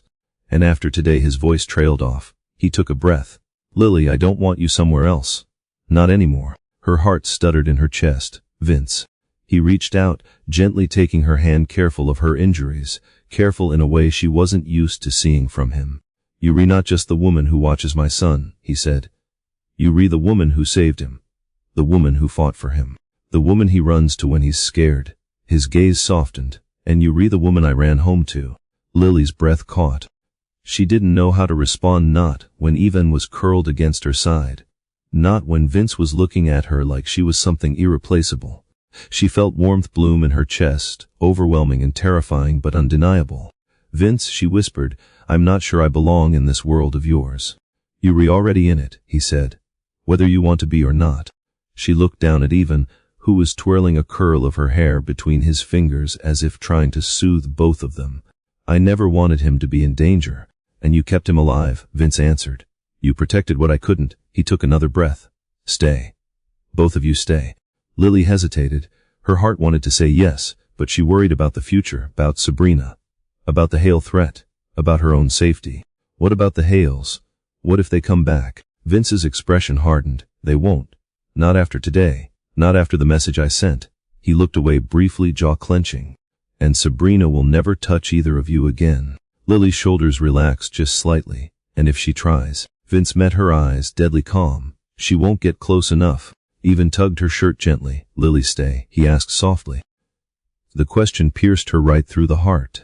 She cupped the boy's cheek, her eyes softening. If your daddy wants me here and you want me here, she whispered. Vince whispered, I do. Ivan whispered, I do. Lily exhaled shakily. Then yes, she said. Vince's shoulders dropped, tension melting from his posture, as if those 3 letters had eased a pain he didn't realize he'd been carrying. He reached out slowly, touched her cheek, and whispered, good. The weight of the day settled over them, wrapping them in a strange mixture of exhaustion and fragile relief. The house still burned with smoke and destruction. The foyer was wrecked. The alliance with the Hales was crumbling. And the future looked uncertain in 100 different ways. But Lily was staying, Ivan was safe, Vince was here. For now, that was enough. Vince rose, lifting Ivan into his arms. The boy curled instantly against his chest, half asleep. Lily stood too, swaying slightly. Vince steadied her with a gentle hand on her waist. Come on, he murmured. You're staying in the master suit tonight. Both of you. Lily flushed Vince. To keep you safe, he added with a faint smirk. Don't overthink it. She laughed softly. Okay. He led them through the ruined foyer, past fallen chandeliers and broken marble, up the staircase toward the only intact wing of the mansion. Lily's heart hammered with a new kind of anticipation. Whatever tomorrow held, one thing was clear. She wasn't just part of their story anymore. She was part of their home. The master suite was the only untouched part of the mansion, an island of calm in a sea of destruction. Vince pushed the double doors open and gestured for Lily to step inside. She hesitated on the threshold, unsure whether she belonged in such an opulent place. But Even tugged her hand, half asleep, and that was enough to make her follow. The room was enormous, softly lit, furnished with warm wood and plush fabric instead of the cold marble tones of the estate. Heavy curtains framed tall windows, and a large fireplace crackled quietly at the far wall, filling the space with a comforting glow. Vince had ordered the fire lit the moment cleanup crews confirmed the suite was unharmed. He wanted warmth waiting for them. He wanted Lily and Even somewhere that didn't look like a battlefield. Even reached the foot of the bed and turned, lifting his arms in a silent request. Vince scooped him up and settled him gently onto the mattress. The child curled into the pillows, exhaustion pulling him deeper with every passing second. Lily watched, her chest tightening at how small he looked against the enormous bed. Vince straightened and approached her slowly.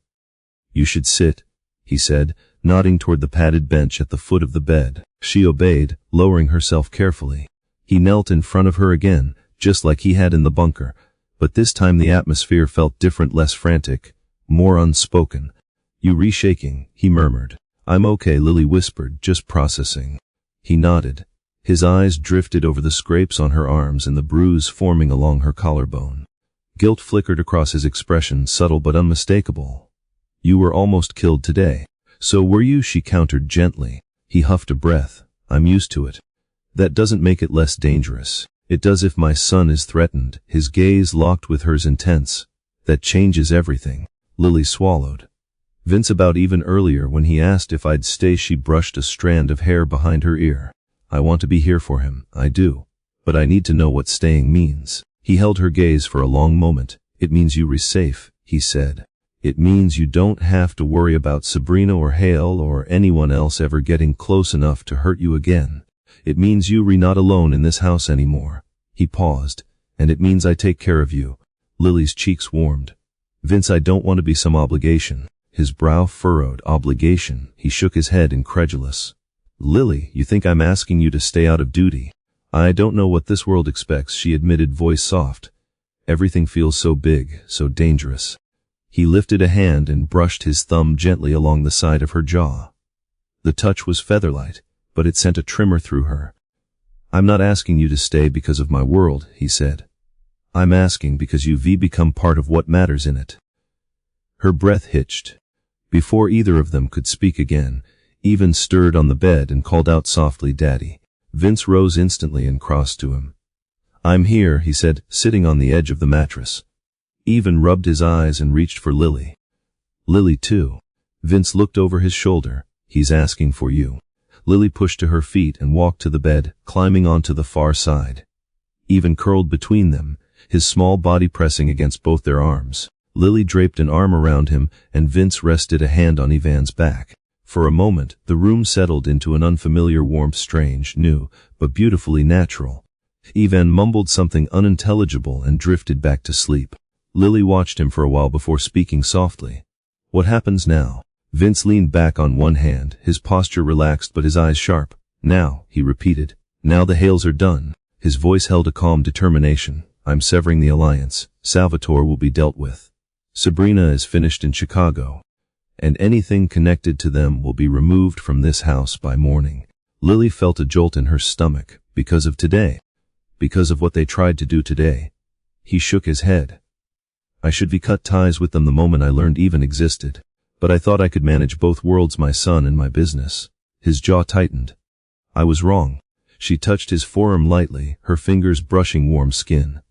You were doing the right thing now. His gaze softened. Maybe, but I almost lost him before I did. His eyes shifted to her. And I almost lost you. Lily's breath caught. Vince. He reached out, taking her hand in his.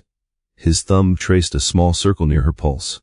I meant what I said earlier, he murmured. I want you here, not just because of Ivan, not just for safety. He paused, voice dropping lower. Because I don't want this house without you in it. Her heart hammered. Vince, I don't know if I fit into your life. You already do, he insisted softly, more than you realize. She looked down at Ivan again, at his tiny hand resting over hers. I don't want to confuse him. You won't, Vince said. He's the one who asked you to stay. He chose you. A slow breath escaped him. And I'm choosing you too. Lily's pulse fluttered. Vince. He leaned in closer, close enough that she felt his breath along her cheek. Close enough that his presence wrapped around her like warmth from the fireplace. If you want to go, he murmured, I'll let you. I won't trap you in this world. He brushed a faint touch along her knuckles. But if you stay, I'll protect you with everything I have. You will never have to face anything alone again. She blinked back a rush of emotion. I don't want to go. His eyes softened like molten steel, cooling, then stay. She nodded, barely more than a whisper. I'll stay. Something unspoken passed between them, something that had been building since the moment she stepped into this house months ago. But before either of them could act on it, Ivan shifted again, rolling slightly toward Lily and pressing his face into her shoulder. She smiled gently, brushing her fingers through his curls. Vince watched them, his expression quiet, softened, deeply human. He loves you, he said quietly. Lily's chest warmed. I love him too. And you re good for him. She looked at Vince. And you. He held her gaze. You re good for me too. Her cheeks flushed. He reached out and brushed a strand of hair behind her ear. Get some rest, he murmured. Both of you. She hesitated. Where will you sleep? Right here, he answered simply. I'm not leaving you alone tonight. Lily exhaled, relief washing through her. She settled into the pillows, even nestled safely between them. Vince leaned back, stretching one arm along the headboard behind them, protective, grounding, entirely present. His fingers occasionally brushed Lily's shoulder as Ivan shifted, a subtle reassurance. Neither of them spoke aloud. For the first time in hours, Lily felt her body loosen, fatigue sinking deeper now that she was truly safe. Ivan's breathing steadied. The room's warmth wrapped around them like a blanket, and the three of them, bruised, exhausted, and bound together by everything they'd survived, fell asleep not as a boss, a caretaker, and a child, but as something resembling a family. Morning crept into the master suit through the tall windows in soft streaks of gold, casting warm patterns across the bed. Lily woke slowly, surfacing from a deep, heavy sleep she didn't even remember falling into. For a moment she didn't know where she was. The sheets were softer than anything she'd ever slept on, the mattress beneath her plush and warm, and the faint smell of cedar and clean linen lingered in the air. She blinked, stretching her fingers. Then she felt the small weight curled against her side. Ivan, his tiny hand was resting over her ribs, his cheek pressed gently against her arm. He breathed softly, peacefully, nothing like the trembling child from the night before. Relief washed over her, gentle and warm. She brushed a light kiss onto his hair without thinking. It wasn't until she shifted that she noticed something else. Someone else. Vince sat beside her, leaning against the headboard, his long legs stretched out, one hand resting lightly over the blanket near Ivan's back. His eyes were closed, but he wasn't asleep. Not fully. He was in that half-resting state people reach when they are too alert to truly relax. His shirt sleeves were rolled up, revealing bruising along his forearm, battle marks from the fight. His usually sharp expression had softened, making him look almost unrecognizable. Not the feared boss of Chicago. Not the man who had taken down an entire syndicate in one night. Just a father and a protector. Her protector too. Vince slowly opened his eyes as if sensing her gaze. When those gray eyes met hers, something warm flickered across his face. Morning, he murmured, voice low and gravelly. She blushed. Did you sleep at all? A little, he said, but I wasn't going anywhere. His gaze drifted to her injured arm, now neatly bandaged. You okay? I am now. A beat of quiet passed between them, not awkward, not uncertain, just full. Filled with all the things they'd endured, everything they hadn't said yet, everything that had changed overnight. Even shifted then, tiny arms stretching above his head as he yawned. When he blinked awake, his gaze landed immediately on Lily before anything else. Lily, he mumbled, voice soft with sleep. Lily smiled, good morning, sweetheart. He crawled instantly into her lap, curling up like he belonged there. Vince rubbed the boy's back, And the three of them stayed like that for a long moment, warm, safe, breathing the same quiet morning air. Eventually, though, reality intruded. A knock sounded at the suite's door, firm, steady, but respectful. Vince stiffened slightly, that instinctive protective tension snapping back into place. He swung his legs off the bed. "Stay here," he told Lily softly. "Hold him." She nodded, pulling even closer as Vince crossed the room and opened the door just enough to speak through it. She couldn't hear the conversation clearly, just murmurs and the occasional sharp, commanding tone from Vince. When he closed the door again, his expression had shifted, focused, stern, in control. "What happened?" Lily asked. He walked back toward the bed, loosening the tension in his shoulders as he approached them. "Nothing that affects you too," he said gently. "The house is secure. My men handled the perimeter. The Hales are off the property." "But not for good," she whispered. Vince's jaw tightened. "They won't try anything today. Not after losing half their men. Not after last night. And Sabrina," he met her eyes. "She's not getting near either of you again." His voice carried a certainty that sent a shiver down her spine, not because it frightened her, but because she believed him. Even tugged Vince's sleeve. "Daddy, breakfast." The shift in Vince's face was immediate, softening in a way that belonged only to his son. "Yeah," he said. "You hungry?" Even nodded with enthusiasm. Lily laughed softly. "He always wakes up hungry." Vince looked at her, something playful flickering in his eyes. Good, at least he's still himself. He stepped back and held out a hand to help her off the bed. She took it, feeling the warm, steady strength in his grip. They walked together down the grand staircase, even in Lily's arms, Vince beside them. The foyer was already half cleared. Debris removed, broken glass gone, workers repairing structural damage. Vince's men stood stationed strategically along the hallways, but when Lily passed, every one of them nodded at her with genuine respect. She had proven herself last night. The staff knew it. When they reached the dining room, a small breakfast spread awaited them: eggs, fruit, pancakes, toast. Lily blinked in surprise. "This is a lot." Vince smirked. "You haven't seen a full Romano breakfast yet." He pulled out a chair for her. She sat with Ivan on her lap, while Vince served plates for all three of them. Watching him scoop eggs onto her plate with one hand while flipping pancakes for Ivan with the other was surreal. This man had nearly killed a rival patriarch 12 hours ago. Now he was fussing over whether her toast was buttered evenly. Ivan ate happily, swinging his feet beneath the table.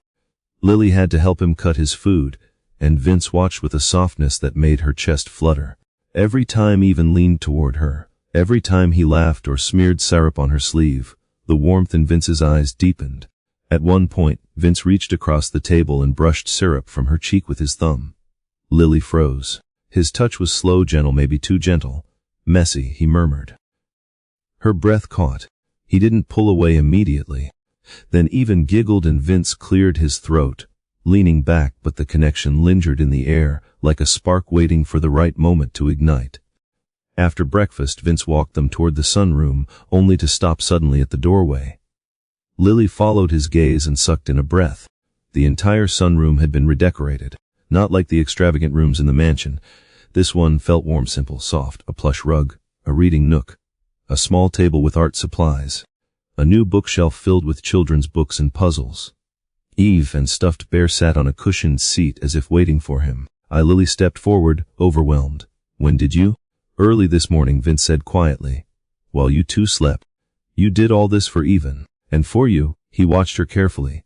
"You need a place in this house that feels like yours, not mine, not the staff's, yours." She stared at him, heart hammering. "Vince, I told you," he murmured, stepping closer. "You belong here."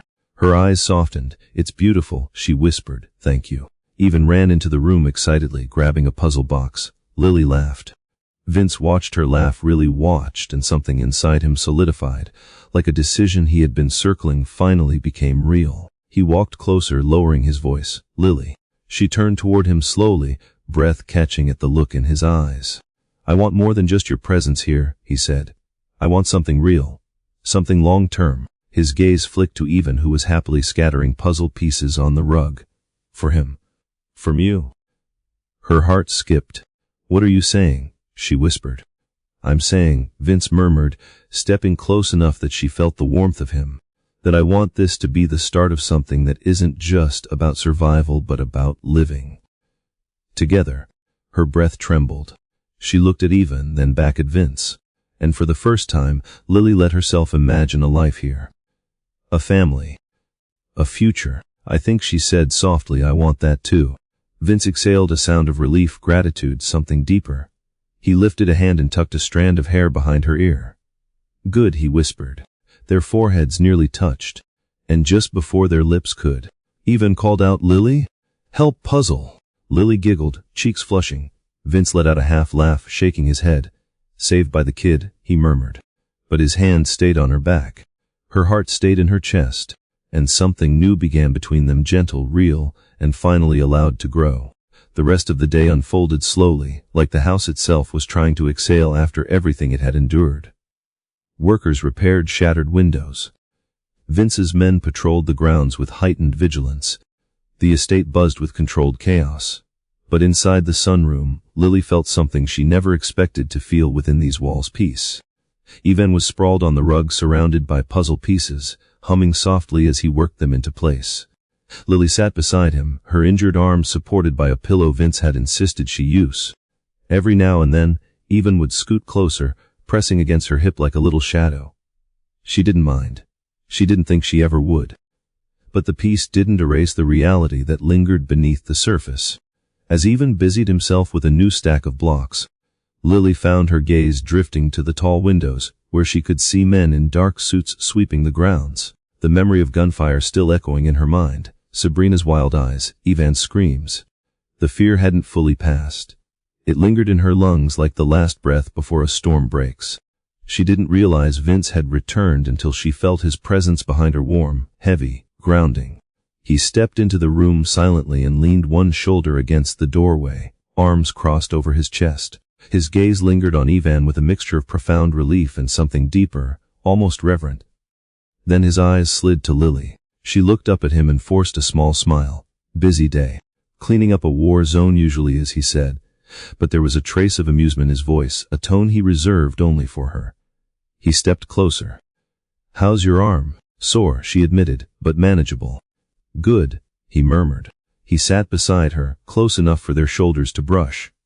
The small contact sent a soft warmth blooming through her chest.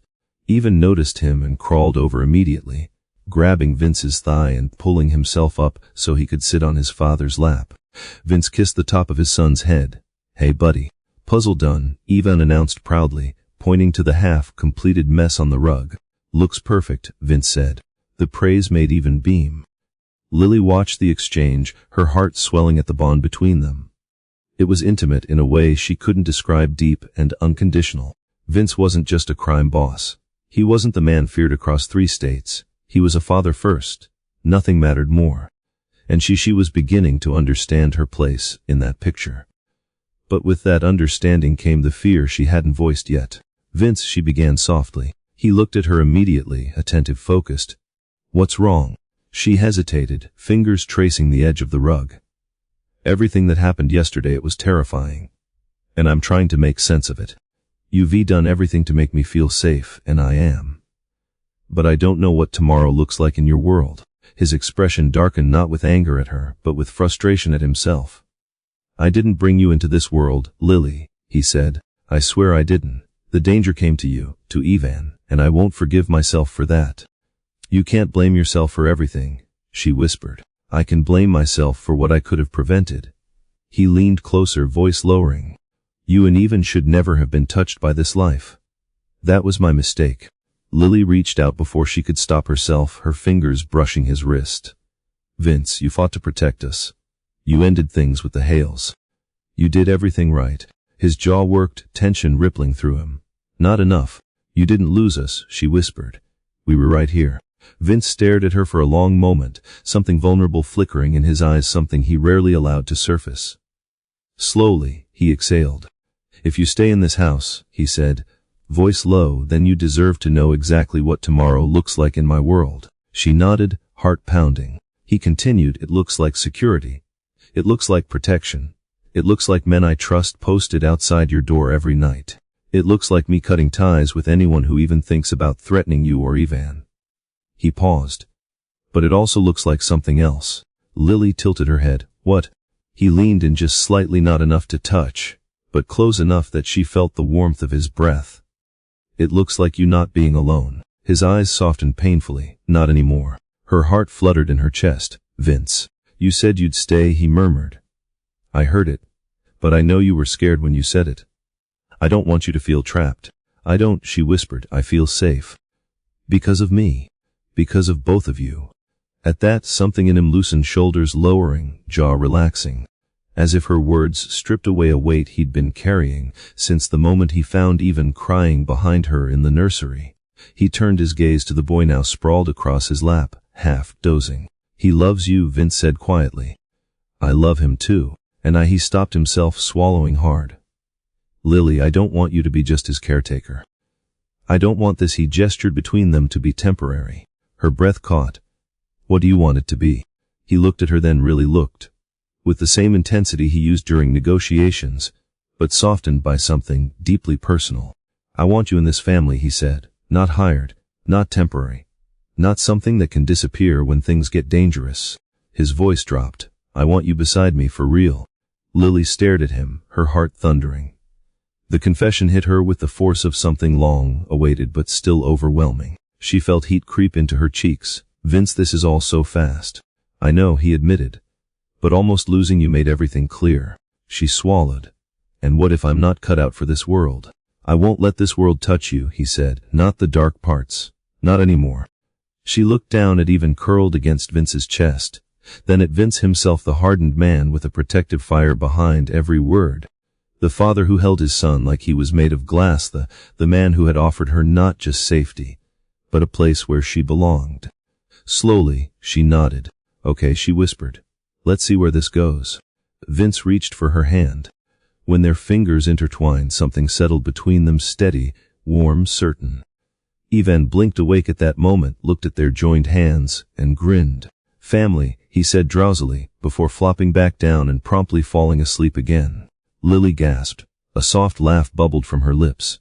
Vince's expression shifted, something stunned, raw, almost aching with joy he rarely showed. He kissed Ivan's forehead.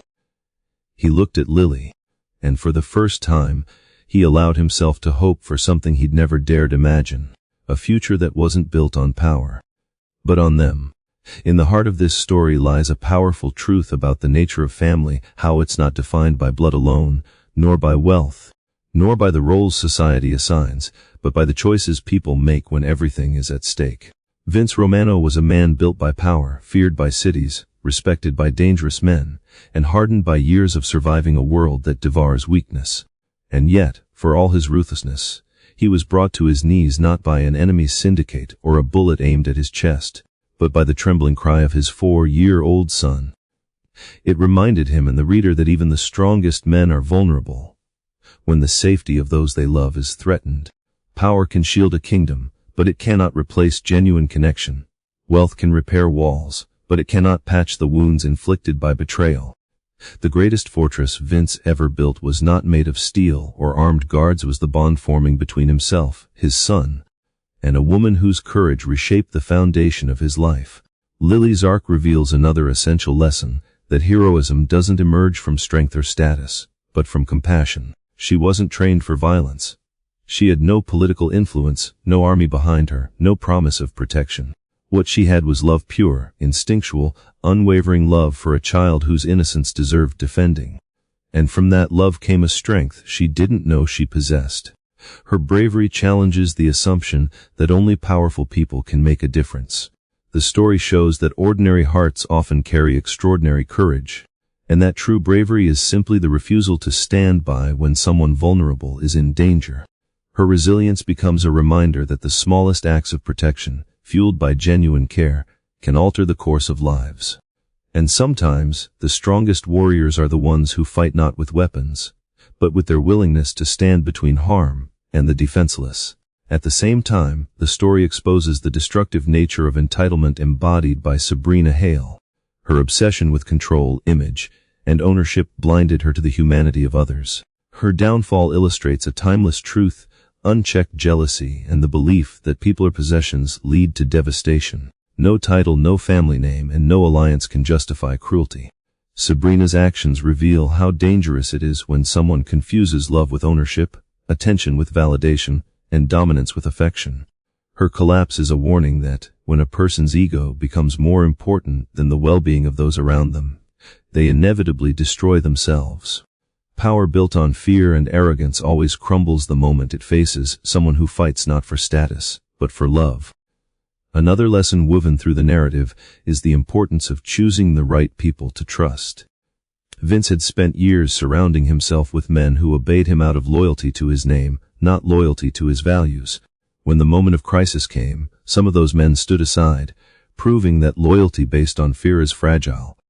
It was Lily, someone with no criminal ties, no obligation to the syndicate, who proved to be the most trustworthy. Through her actions, the story reminds us that trust must be earned through character, not hierarchy. And often, the people who truly belong in our lives are not the ones who were chosen for us by tradition or expectation, but the ones who choose us willingly, even when danger demands far more than comfort ever would.